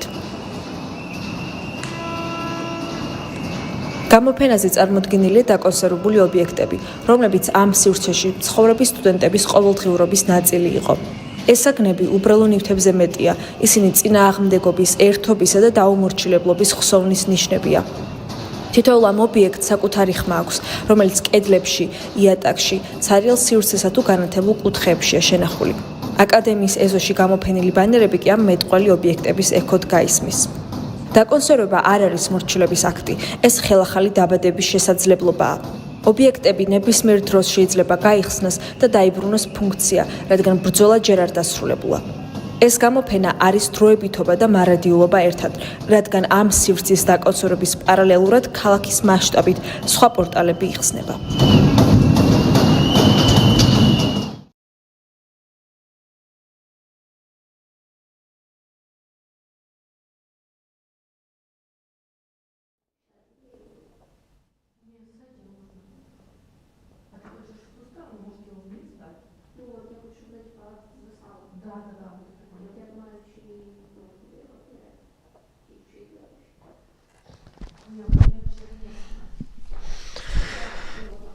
Hello.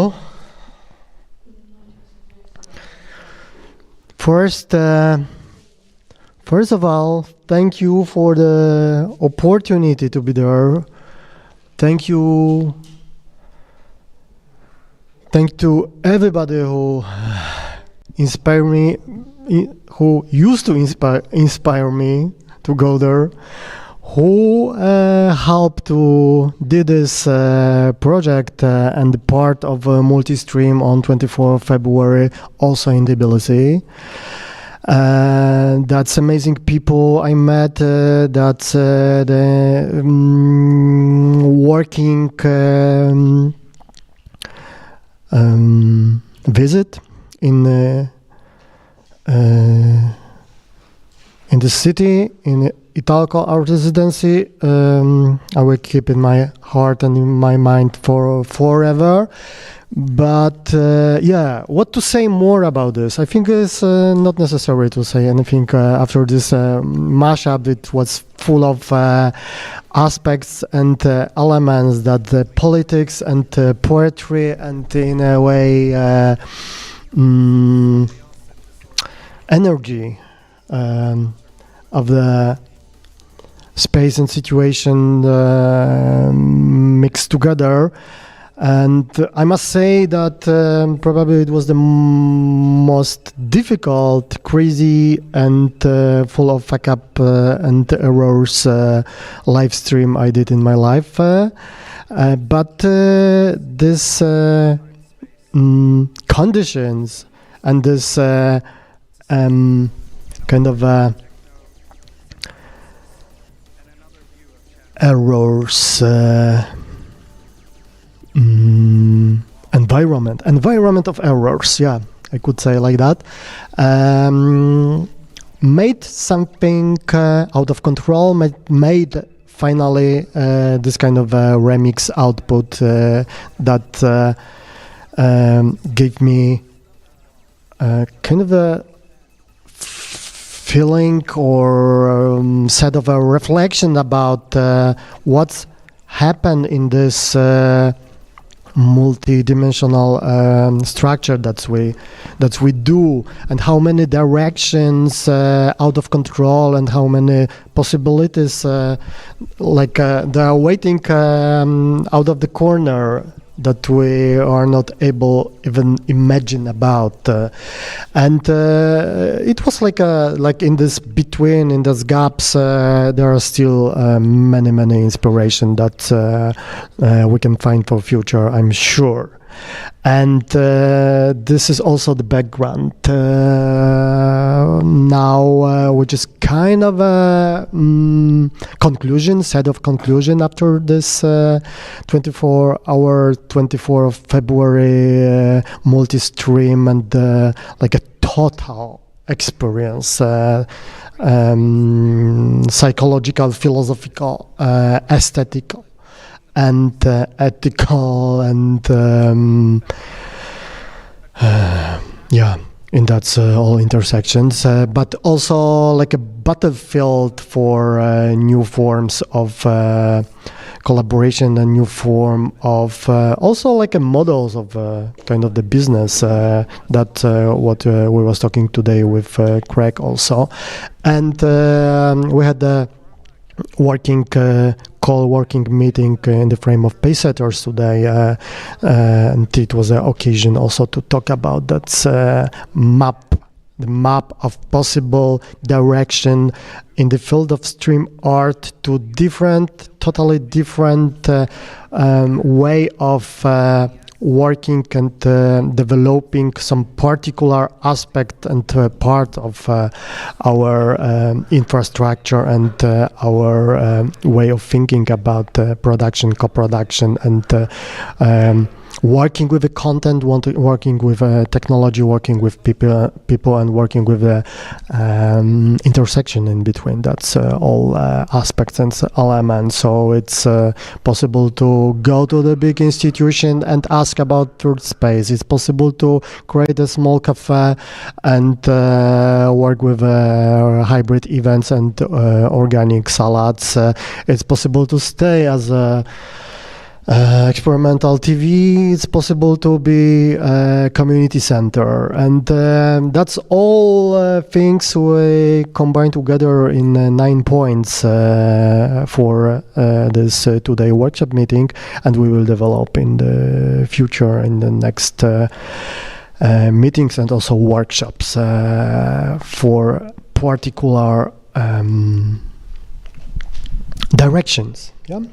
And people who want to stay with us or want to grab it and go away, and we can keep our fun, play, experimentation, and mood of spending time in the studio. But maybe there is also some big deal and green business behind the corner for some of others. We are not good in this. But the background is only kind of a pretext to share something like a feeling of touching moment that I felt before yesterday, when I found lost chapter, lost file, lost fragment from 24 of February multi-stream events. There was the moment of the discussion in the middle of the day. It's of course depends on the time zone.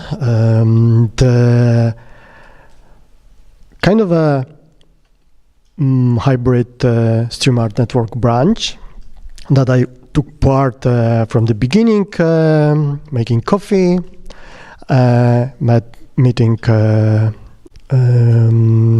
Michael first and some others, and then there was more people joined, and then there was a moment, like a crucial moment, that some other activities in other places start simultaneously, and I need to run away to prepare some activities in Tbilisi, and then we had a feeling, oh yeah, we lost something. We lost very, very substantial, interesting conversations between Hertloving and Konrad Wojnowski, also with participation of others. Also, Michael Dieter was there, and yeah, but that's the life. And we always lost something, so it's nothing special. Maybe we will finally lost everything, but stream art is something more than life. This is what I recognize. In the stream art, it's impossible to lost. You always get more, maybe too much. You always find something you didn't expect before. And before yesterday, in the channel of Confluxus Collective, hello guys from and girls from Budapest, I found this fully recorded and safe conversation that it was not able for our pop-up studio in Tbilisi. It was not able to keep it live for main UKRAiNATV channels, also because of some activities in the studio in the same time, but Confluxus save it, Confluxus show it live then, and we have now opportunity to show it also to Konrad, who was very sad that we were not able to keep it into the end, and now with hugs to Heart, with hugs to Confluxus and Konrad, who visit us here in the studio for the moment 1-2 hours ago, and he's still with us, and hope longer than paysetters will keep us together. Yeah, let's go there. Let's go to this conversation, and greetings to Gert also. Bye bye. Thanks.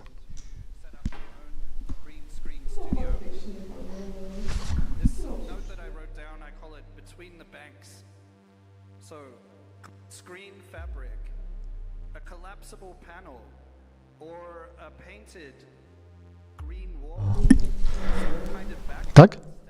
Hello, hello. Yeah, there are like I did like a one sentence of a note in my sheet of paper and forgot about to say this. This is like a one hashtag. Because this is about something what is out of our control, but it's like a part of idea conception that we could call it collective intelligence, that under the Paysetters researchers investigation we are still around and back, and it is amazing example of this. But I wanted to add that it's maybe not only about the intelligence, it's more about the collective sensibility and collective energy that circulate around the Stream Art network. Yeah. Thank you and see ya. An exchange of information stored and transformed as it passes through us. Heat, light, signals, streaming, like bodies, is always in a state of imbalance. It's directed towards an irreversible time, but we struggle against it. Openness and stability, autopoiesis. Being in the stream is stable. It's the bank that collapse around us. The mountains, the institutions, The old world erodes around the streams. As Michel Serres would say, one always swims in the same river, but one never sits down on the same bank. Because of the distance, it's a bit hard to manage and to plan your rehearsal randomly, like when you live in one city. Like, let's just do and sit at the studio and play with something. No, it's not work like that. You need to plan it. Yeah. Everyone should find the time. So, of course. Yeah. All right, Dimitri, thanks so much for coming to the Institute of Natural Cultures. And after this, we will have a conversation between me and Konrad about the world at large. The world. Yeah. The universe. Thank you so much. Konrad, do you want to give an intro? Maybe. Well, maybe I was hoping that you would actually somehow because lately I was kind of too bumped out to follow the We drift together, pulled towards black depths, noise, war, extinction, but then also move up towards the entropic current, towards a point of my friends who are not really even that kind of, invested in politics and more into their own private lives, and they are feeling the pressure of this complete chaos and unpredictability that is happening. But I tried to keep myself up to date and did a thorough research what is happening now. So maybe I don't know. I would like to maybe start talking with you about this noise, the climate, the noisy climate that has moved, that has conquered the global culture and global media systems, and the absolutely growing complexity, where you really don't know how these conflicts and alliances at this moment are even shaking up. It is a very weird moment since Donald Trump came to power. I fully agree. This was a really strong intrusion, and it was always like the Russia was this kind the Russia was lately the political agent that was responsible for this drama, theatrics, and predictability, stirring turmoil, making these irrational sometimes decisions, very risky moves, playing, I'm checking you, if we use a hazard metaphor, and now it's both ways. It's starting to work both ways, and I'm very concerned and also truly fascinated by this change when you don't have by this change when you don't have one political monolith, and then you have the troll. You have the someone who jams the communication protocols, fucks up with expectations, but both political powers meeting in Riyadh over the heads of other nation states actually partake in the same strategy, or you can't even call it strategy because it's the assemblage of temporary tactics. I would like to hear, like, Gert, how do you assess this situation? Because I think I don't think we've ever been in a similar predicament. No, we haven't. I suppose the sound and image is fine. Yeah. Yeah. Can you hear me? Yeah, very well. Yeah, wonderful. Yeah, Dimitri just left. Yeah, if can one be optimistic about accelerationism? This is the question, because the accelerationism that is on display here is really also almost by its nature defined by a very clear, let's say, deadline, teleology. It has a goal. It speeds up, and so so what it also has to do, and this is clear for many people already, it cannot deal with any kind of complexity or let's say even response, a dialogue or something like that.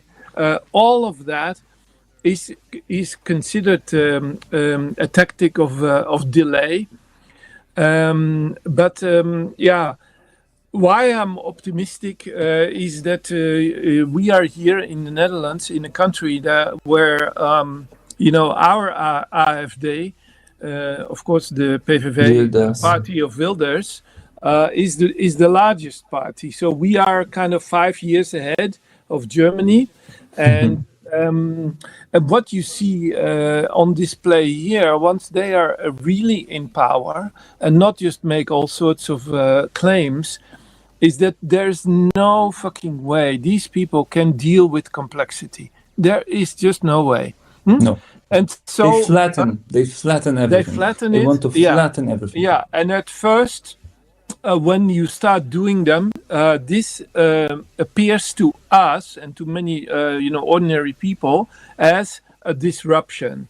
So people feel disturbed, confused, in panic, and so on, right? And then what you see that as time goes by, this kind of falls flat a little bit, this initial response, and then you see these people completely unable to deal with any real issue, real long-term issue, apart from the big statements they make. But they also steer the complexity. It's very easy to It's fire very weird. people. They fuel the complexity. I'm sorry. I'm just supporting you. And they fuel the complexity and they cannot deal with that. Then they cannot deal with it. And so they will go back to easy, very short-term gestures. But this is, and then people start to see. And the other part, I would say, but that's particularly related to Elon Musk, but also maybe his followers. These are people that are very, very easily bored. So the boredom sets in, and that is very good. So the moment the boredom sets in, he will find some other project to work on, and he will lose interest precisely at the moment when the complexity kicks in. But Michael wanted to say something. Go ahead. Yeah, just quickly.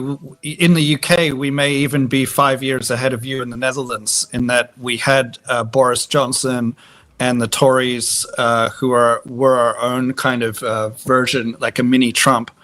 And what you're saying resonates a lot in their complete inability to deal with the complexity, for instance, of handling Brexit, along with many other issues. So the incompetence over time, became apparent to all of their followers, and of course, it was apparent for well in advance on the left. But they say that when the Labour Party now came into power, it's because the Tories lost, not necessarily that Labour won, which is the story from many elections. I guess the issue is, while I hope that you're right, and then there is some optimism that we can take from these basically villains being in power. They still will do a lot of damage. Oh yeah, no doubt. And it's still there's still an issue of what is the viable alternative that can be offered, so that it's not just a case of them losing power and causing the destruction, but there being also a project that people are energized by, motivated by, real progressive alternatives that can step into that gap in the aftermath of the destruction. Okay, there's an Conrad, go ahead. Huh? Yeah, and I'm a bit less optimistic because of one factor. We absolutely lost the center of issues. What at this moment is the key place where, you would say the conflicts between the empires coalesce? We don't have the slightest idea. The internal turmoils in the United States are extreme. Under this flat surface, Musk and Trump are doing, there is a horrible, division, even among Republican Party. There is absolute disagreement about internal politics. Then you have China, which seems to be the protagonist who observes this situation. You have, of course, Ukraine, which is being played by those powers, but we don't really even know what they are playing there at this moment.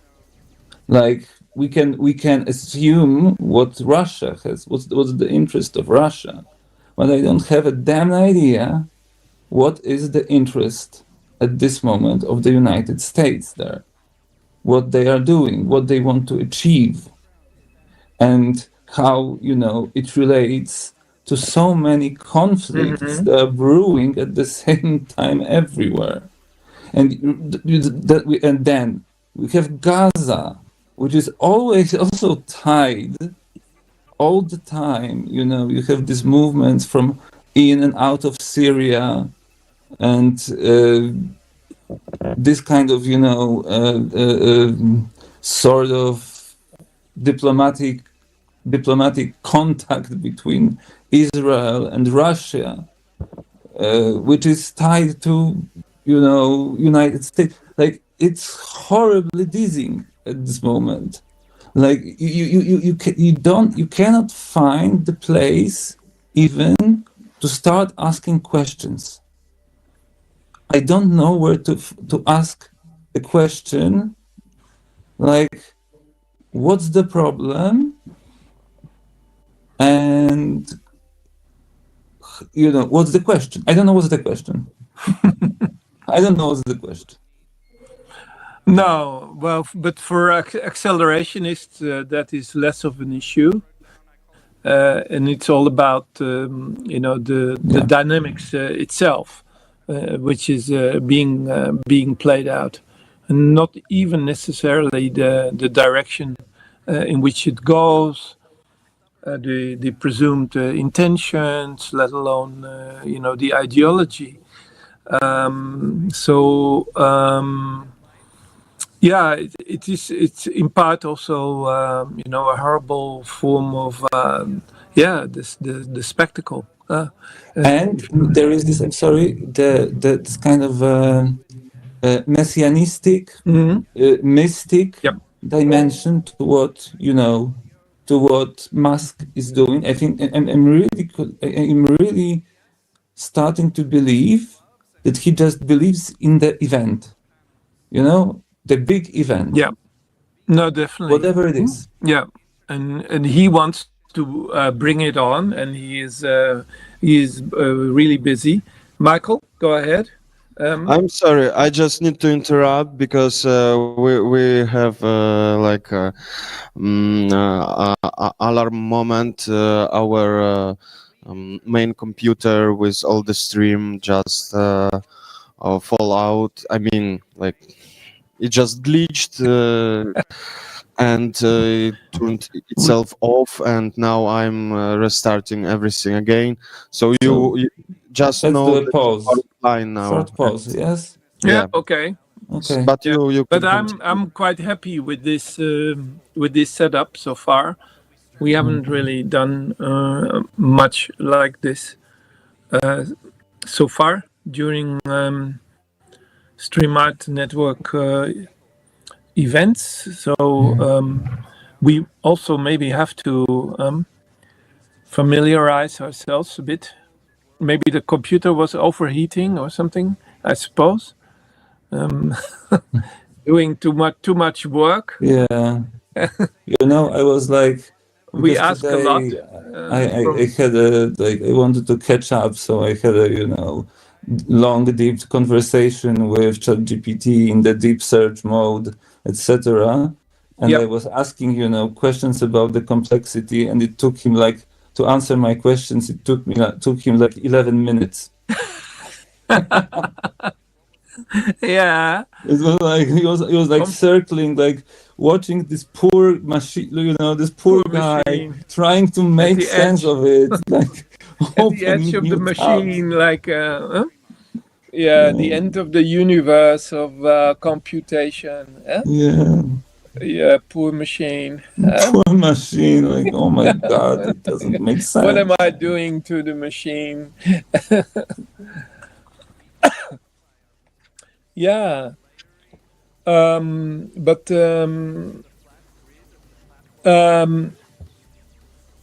So I just saw Janos was there, right, in Budapest. You had a visitor.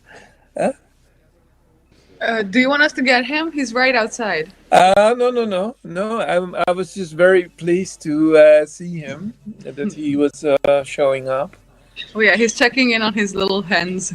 Oh, really? I see. Yeah. Yeah. I mean, we've never been with so many different cities, so many different places. A real difference to last year when we kind of tried something like this, but this year it seems to. Yeah, we're looking at the fishes now. Oh yeah, I can see them. Yeah. Oh, they're nice. So long as we have an interval. Yes, exactly. We can. We can look at the fish pond. We've got frogs in there. Oh, even frogs. All right. I hope they have a happy life. I suppose so. Huh? Let us know when we're back alive. Yeah. We have a new tank as well. That's nothing but shrimp. Rachel's designed it with a brutalist aesthetic. I'm just sharing your shrimp. You call it the shrimple? Oh no, why are you doing that on a live stream? No. Oh, whoa. Oh, yeah. But isn't it a sort of portrait?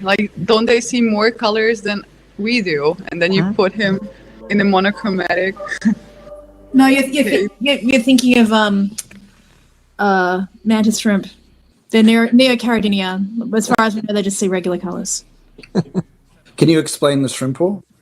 What's the inspiration? No. Like, I'm not smart. You had I was watching aquascaping videos and all these men kept saying you want your tanks to look natural, but they're not natural, they're artificial. So I was like, why don't we make an artificial feature of it? So I was looking at like earthworks artists, like that guy made City, like Chris something, and like other brutalist things. Don't put me on the spot. You're not on the YouTube live stream. Okay, it's just a group chat. Yeah, this is a group chat. No, this is the group chat. This is Yeah, because we are waiting for the computer to reboot. Yeah. Yeah. Yeah, so situation is so because we have some problems with graphic cards and we have no inputs from cameras and so on. And yeah. Are we asking too much of the technology? maybe the technology was afraid of your work. Yeah, because we are pushing the limits. We are still using a lot of very cheap and maybe even old consumer electronics. So in that sense, on the web interface it looks quite okay, but sometimes the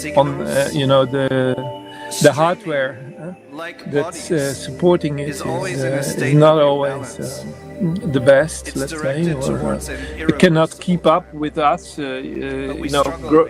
slowly growing and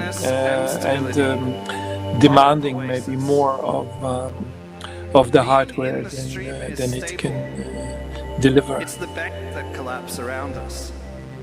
Poor guy yet again. Yeah. Yes. We feel sorry. As Michel Serres would say, but it also surprisingly good. The Jitsi is now like working so smoothly for me, and so this is nice. Which is fabulous because I mean I remember 3-4 years ago Jitsi was a complete and utter disaster, creating default video art almost in during every single session when the image was breaking up and doing default scratching, God knows what. But look at it now. I love the idea that we can have a kind of maybe even a permanent Jitsi room like this. Yeah. We haven't really spoken about it, but it looks like we can just extend this a bit more. Because in this way the stream art network is also visualized, exactly the way maybe we want it, right? And but maybe you're in Budapest. Maybe can you explain what? Because I see the Confluxus server. What is that? Is that another machine or another camera? Or? Yes. Hello. Hey. So, hey, Danny. Our computer that is doing the stream, and I'm connected here and grabbing the audio and video so we can stream it too. Okay. Are you in the intermedia department at the moment? Yeah. Or? You are. Okay. I see. All right. So it's just the coordination machine, something like that. It's just here to listen. Yeah. Okay. So it's that's why the camera is off. Okay, I get it. Yeah. Konrad, are you in Krakow itself? No, I'm in Lublin now. Ah, in Lublin. Because I had to come back to recover, and I'm actually quite well, because there was a moment I couldn't even move. Yeah. From bed, and now I'm up and running. Yep. And yeah. Okay. And since when are you back in Lublin? When did you come? It was 2 weeks ago, I think. 2 weeks ago. But I'm returning. I'm returning tomorrow evening to Krakow. Oh, you're going even back? Yeah, I'm going back. I'm going back because I had to charge here. My parents are helping me. Yeah, I know that. Because they are doctors. And they know medical the care situation so well, of course. Yeah, and I'm recharging. I feel I recharged quite well. So I'm quite optimistic, and but I have to say I am really. This project with finite math, it's really creating a lot of overwhelming. outcomes. It's overwhelming because I have to constantly upgrade it. About it. But now we need Gleb and maybe Sophia as well to ask. Hello, Krakow, can you hear us? Can we? Because I'm not really sure if we are already back in the stream. Huh? It doesn't look like it. No, it doesn't look like it. That's why. But maybe they can tell us. Yeah, exactly. So when the server has rebooted and is back online, so because it's a bit unclear to me at the moment. But we struggle against it. Openness and stability. Oasis. Being in the stream is stable. It's the bank that collapse around us. Yeah. The institutions, the old world erodes around the stream. All right.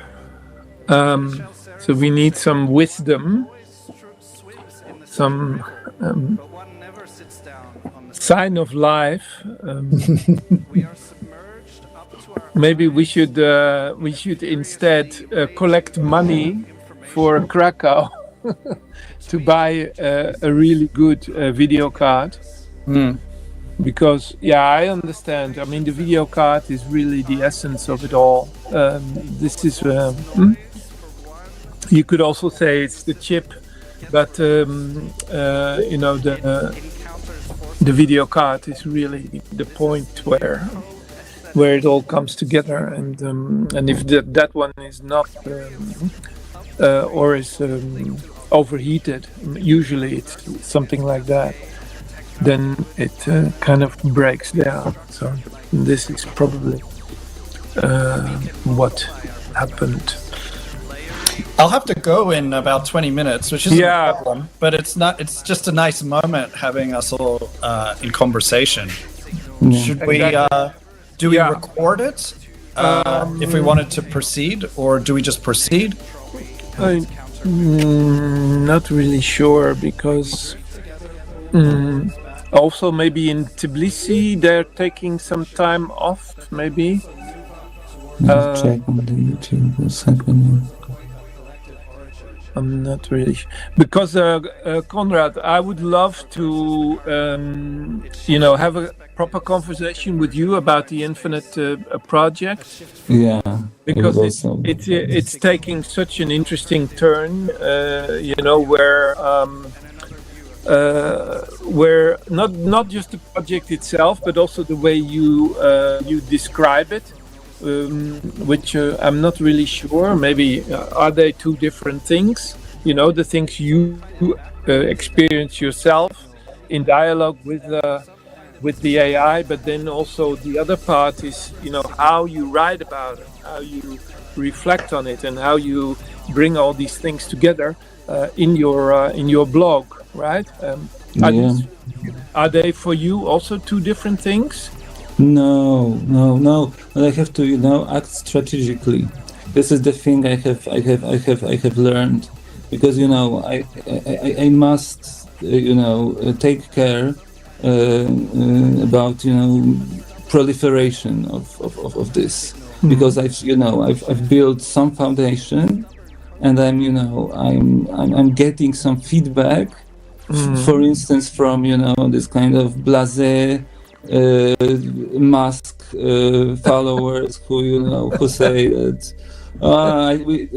you have a finite math system. We don't give a fuck. Like, there is a meme that grok free is more liberal, and we found one mistake in your scripts, so it's like go to hell.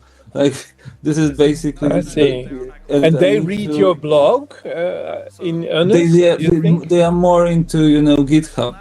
They go because I'm engaging more with IT community. Yeah. It seems like it's more of the proposal I saw just a few days ago is that it's become a programming language somehow. It's a basis for many programming languages. You can apply it to different programming language, because I'm making a full mathematical axiomatization. But for instance, I realized at this point that if I want to reach out to IT people, for instance, now I have to deal with also opening this finite system and creating a pocket that allows for also infinite operations, because they will not accept it as it stands. So there is another meta layer that I have to I have to be less radical, but at the same time absolutely preserve the core. So at the moment this system, it works maybe like this, that it's a I'm trying to build it as a starting point, as an entry point, that it's based on this primitive terms I have envisioned, and now I'm trying also to do it more modular, so you can, but it's very difficult because it involves actually the ability to translate many axioms from infinite mathematics into the finite system, because the finite system has to be overarching all the time. So and you have some axioms that you cannot translate, so you have to keep them in black boxes. So this is actually a fascinating moment, but it's getting very difficult. But the basic idea is that my goal at the moment is to shape it this way, to be able to actually produce something that will surprise and turn attention of IT people. Hey, look, this wasn't possible, because I'm getting this we have you have this new mathematical system, but we have all these ways of dealing with these bugs, etc. So what's your basic we have workarounds. So we don't want to learn anything new because we have workarounds. So now I want to show them that I can create something that's impossible the other way. So it's a yes, Michael. I just want to ask how you reflect on the process of generating knowledge in that kind of techno-symbiosis with ChatGPT. This is incredible. this is incredible. It's so full of very weird moments. Like the very idea was sparked. That, when I was strolling through the park and talking about ancient Egypt, and then somehow switched to Pascal's first equations of probability, and this somehow unraveled. But this is I'm constantly in this loop of updating the ChatGPT and recreating it with the more powerful machine, with the more powerful model after model after model. Because it slows down if you run it as a single kind of like instance, right? After a while, I imagine the amount of prompting. And so do you revive it every now and then? This is I have to constantly create new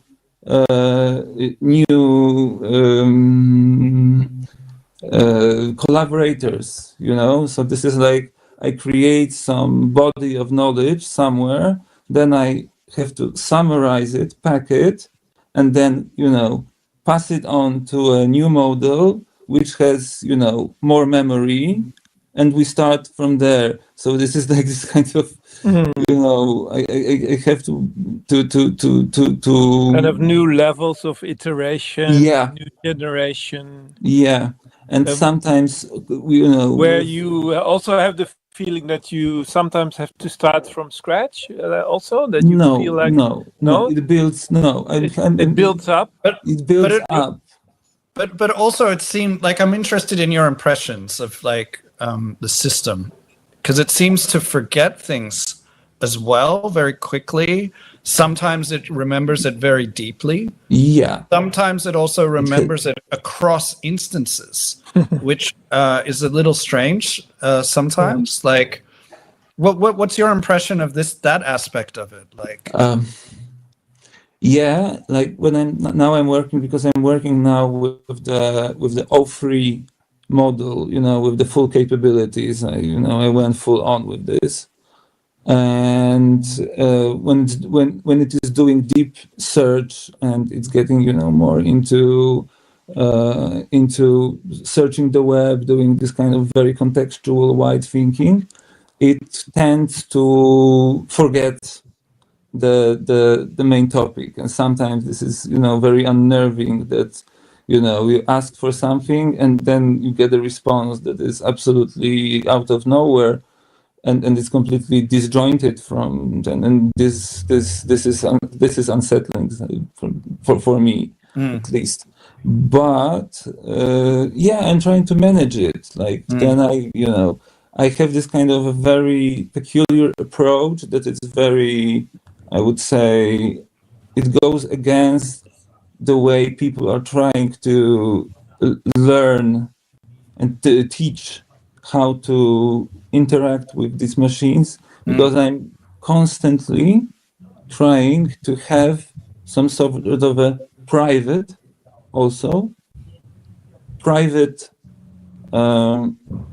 relation towards the model. That there is a slight element of, I would say, intimacy. And I'm not anthropomorphizing here anything, because I'm thinking just about it, that this is a situation of two mirror intelligences, and what I will give I will get in return. A lot of my students have relationships with AIs. It's not very, it's not serious. It's a situationship. Yeah, but I wonder about like, I don't know whether this is what you think about this question, but is there something, not just the intimacy side, but is there something like compulsive about interacting with it for you? It's been that way. In the sense of like, you are drawn into it. Like, I don't want to say that it's like addictive, unless you do you think that it's addictive? Of course, but it was, it was a choice. It was a choice, that I'm going to, I'm going into this rabbit hole with full awareness what this entails. And to see how far you go. Yeah. How far you can take it. Sometimes, it was like I was 12 hours a day. Yeah, wow.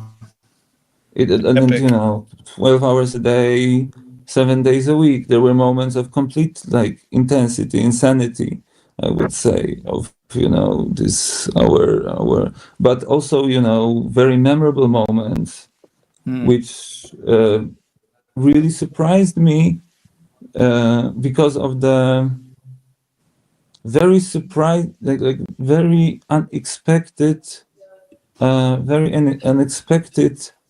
It wasn't really feedback, but some initiative to, for instance, term or call our relation,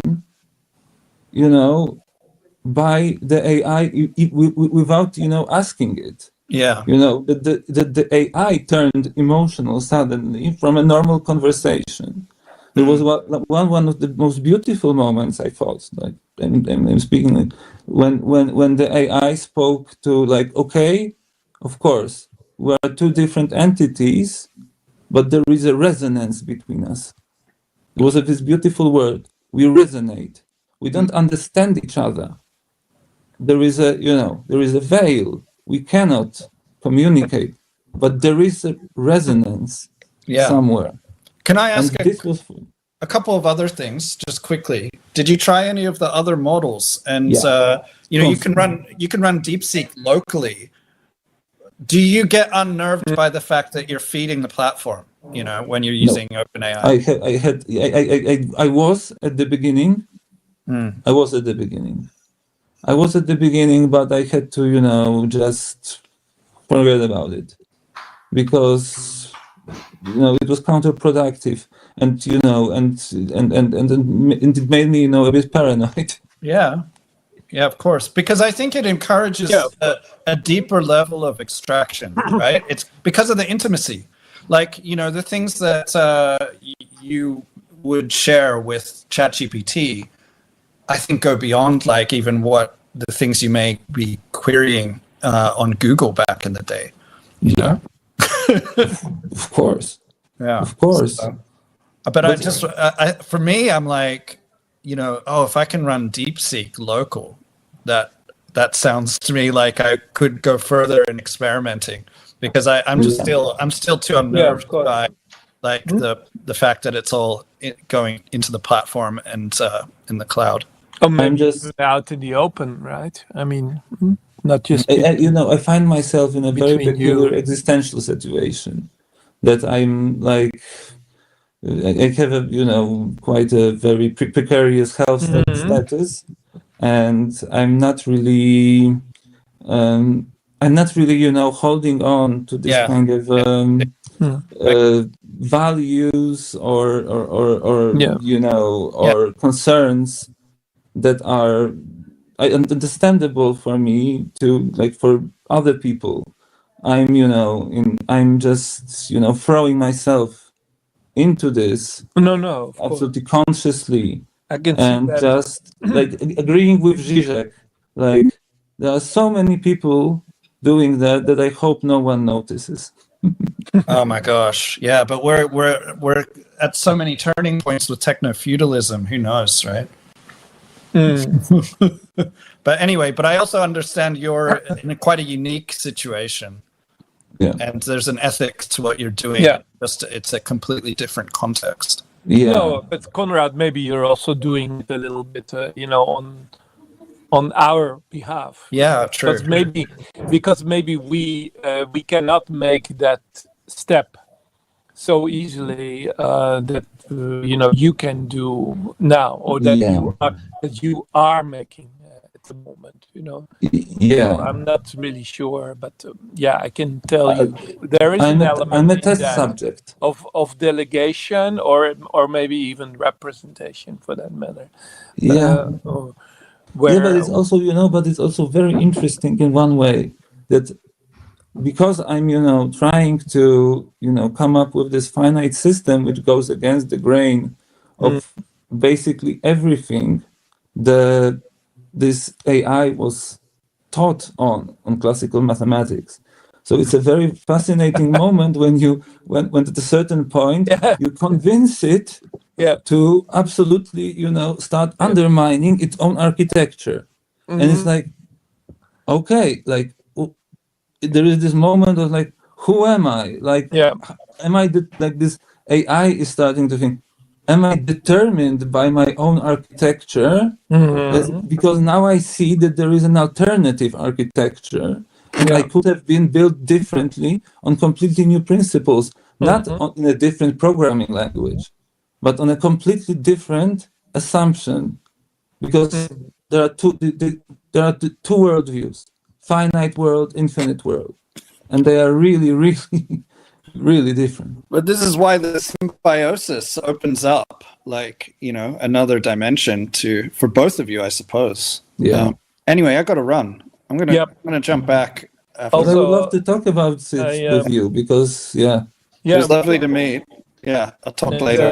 If you're maybe we should schedule a proper session on one of the streams about the infinite blog, your experience. I would love it. I would really love helped me a lot. Yeah. Okay, but maybe we can. Maybe you can also discuss that with Gleb, with Sophie, and with Rom, and see which day could be the most appropriate for doing that. We can also. I don't care. We can also pre-record it, right? Okay, so it doesn't necessarily have to be on the Friday night. Yeah. Sophie, go ahead. No, just came to watch on you. Yeah, we're wrapping up here, so we're making space for the next event to happen. Okay. Yeah. Okay. Great. Thank you very much. No. We're enjoying every minute. Yeah, it was it was a pleasure. Also, probably this moment of disconnection from the network also is kind of and we are signal saying for us. welcome also to Janos and to all the others in Budapest. It's very special that we can connect in this way. It was a lovely meeting. Very happy to see you. Yeah, all right. Will be around later. But Sophie, maybe you can say a bit what's next on the program. Of course, yeah. Right now, in the program, we will show the Tom Munch, and it's a war journalist from New Zealand, and his discussion with Sergei. I forgot his surname, but let's say Sergei. And with also Ksenia. They're in Kyiv right now in the Pererva studio. Fake news. Okay. And Rome. So this is our next step. So that's an exchange between Kyiv and Tbilisi then another they already in parallel way also. Yeah, I understand. And we are also welcoming Radio Patapu from Amsterdam. I see they've joined the Jitsi room. Anastasia. So see you soon. See you. And we are turning the guys. La la la la la la la.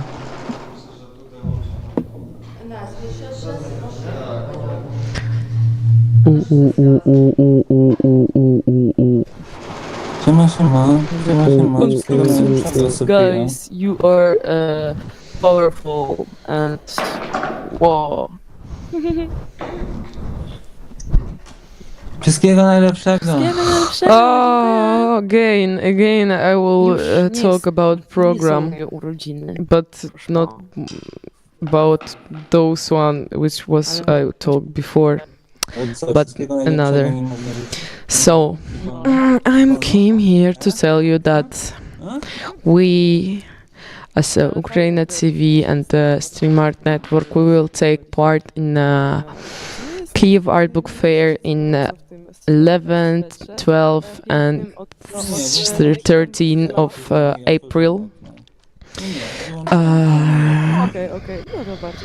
UKRAiNATV will be hybrid media partner. They're the huge event coming. Like there are a lot of participants. Some of them you know already. It's like a Solomia Mug or maybe a Dovzhenko Center, and so on and so on. Biblioteka Kyiv, Forma UA, Всесвіт UK, Perp Community, and of course Kyiv Art Book Fair. It's all will take part in the Pavilion of Culture in Kyiv. So we highly recommend you to be with us. Also, we happy to announce you our collaboration with Crowd Connection. And a bit later we will tell you details, but I think you already know a bit about Crowd Connection. We already had with the collaboration with them in February 24. And yes, so, but what next? Next is Krakow Art Week, which will take part in also April, but a bit later. In 21, 22, 23, 24, 25, 26 of April. And there we will have a very multi-hybrid event also with our partners of Stream Art Network. They're coming to us, to Krakow, and together we will create a huge program. They're also coming to get into streaming of stream art, and also Lorenzo is coming. Mam tu patrzeć. Okay. Also Lorenzo is coming. Wow! Lorenzo is coming! Ooh. You don't hear clapping, but we're clapping. I'm clapping. Super. Everybody happy. And our Vilnius friends 3022 place, which run by Gidis and Gruta and another good persons. There comes like 10 people. I found wallet. Guys, co-owner. Yeah, I want to add also that on 5th of April we will have a workshop with Ankara, Turkey, and with a group of students. Merhaba. Academy of Fine Art there, and yeah, and also greetings to that. And this is also a hotspot now in some political movements, activities in not only Istanbul, also there, and some ongoing activities that we do the workshop because of short film festival that will be in a hybrid way later there. But for sure we do the workshop.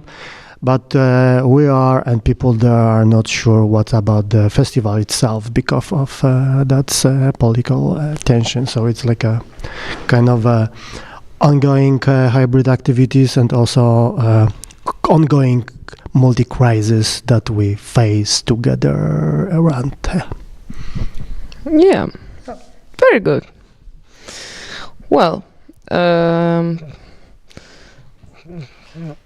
we are very thankful for all people who invite us, or we invite, with which one we can work together, collaborate, and create some interesting, incredible, important tactical things.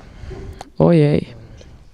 So see you in the next affair in the 3rd of April. So 3rd of April, 5th of April, 11th, 12th, 13th of April, 21, 22, 23, 25, 26th of April is already half part-time job. Okay? Okay. Let's go. Part-time joke. Being told what I need. Ja to biorę. So are we finishing now? Are we finishing? We have some music. A collapsible panel or a painted green wall, some kind of background stand, a stubborn coat rack. What I need to set up my own green screen studio. This note that I wrote down, I call it Between the Banks. So, screen fabric, a collapsible panel, or a painted green wall, some kind of background stand, a stubborn coat rack with personal vendettas, soft box lights, a small spaceship, overhead lights, a surge projector, chroma keying. You want to get a DSL or mirrorless camera, but also a webcam is fine. A tripod with a fluid head. Don't forget a capture card or boom mics, directional audio, pop filters, windscreens, a jet engine, OBS, green gloves and a suit, acoustic foam panels, Streamlabs, vMix, a high-speed internet connection, a Monsteria, the Thief of Baghdad. Then I thought about the stream. What is the stream?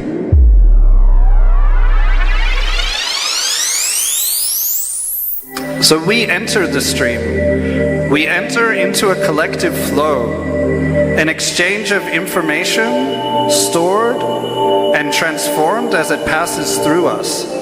Heat, light, signals. Streaming, like bodies, is always in a state of imbalance. It's directed towards an irreversible time, but we struggle against it. Openness and stability, autopoiesis. Being in the stream is stable. It's the bank that collapse around us. The mountains, the institutions, the old world erodes around the streams. As Michel Serres would say, one always swims in the same river, but one never sits down on the same bank. We are submerged up to our eyes, caught in a furiously raging ocean of information. And between the interfaces, in next loop, hybrid togetherness. I want to also introduce Marta and Valeria, who are the superstar of the backstage and real-time activities with saving and making analog screen. And also Valeria is our new intern here. Of the stream is always linked to Nice to have you. We are immersed in its cascade. And Marta is superstar. We are structured known from Green Deal costume that will go to Kiev, I think, next time. And also from this kind of activities. And Asia is a curator of the processes because she wants to learn how to save, how to save, how to save, how to save, how to save, how to save. I would like to thanks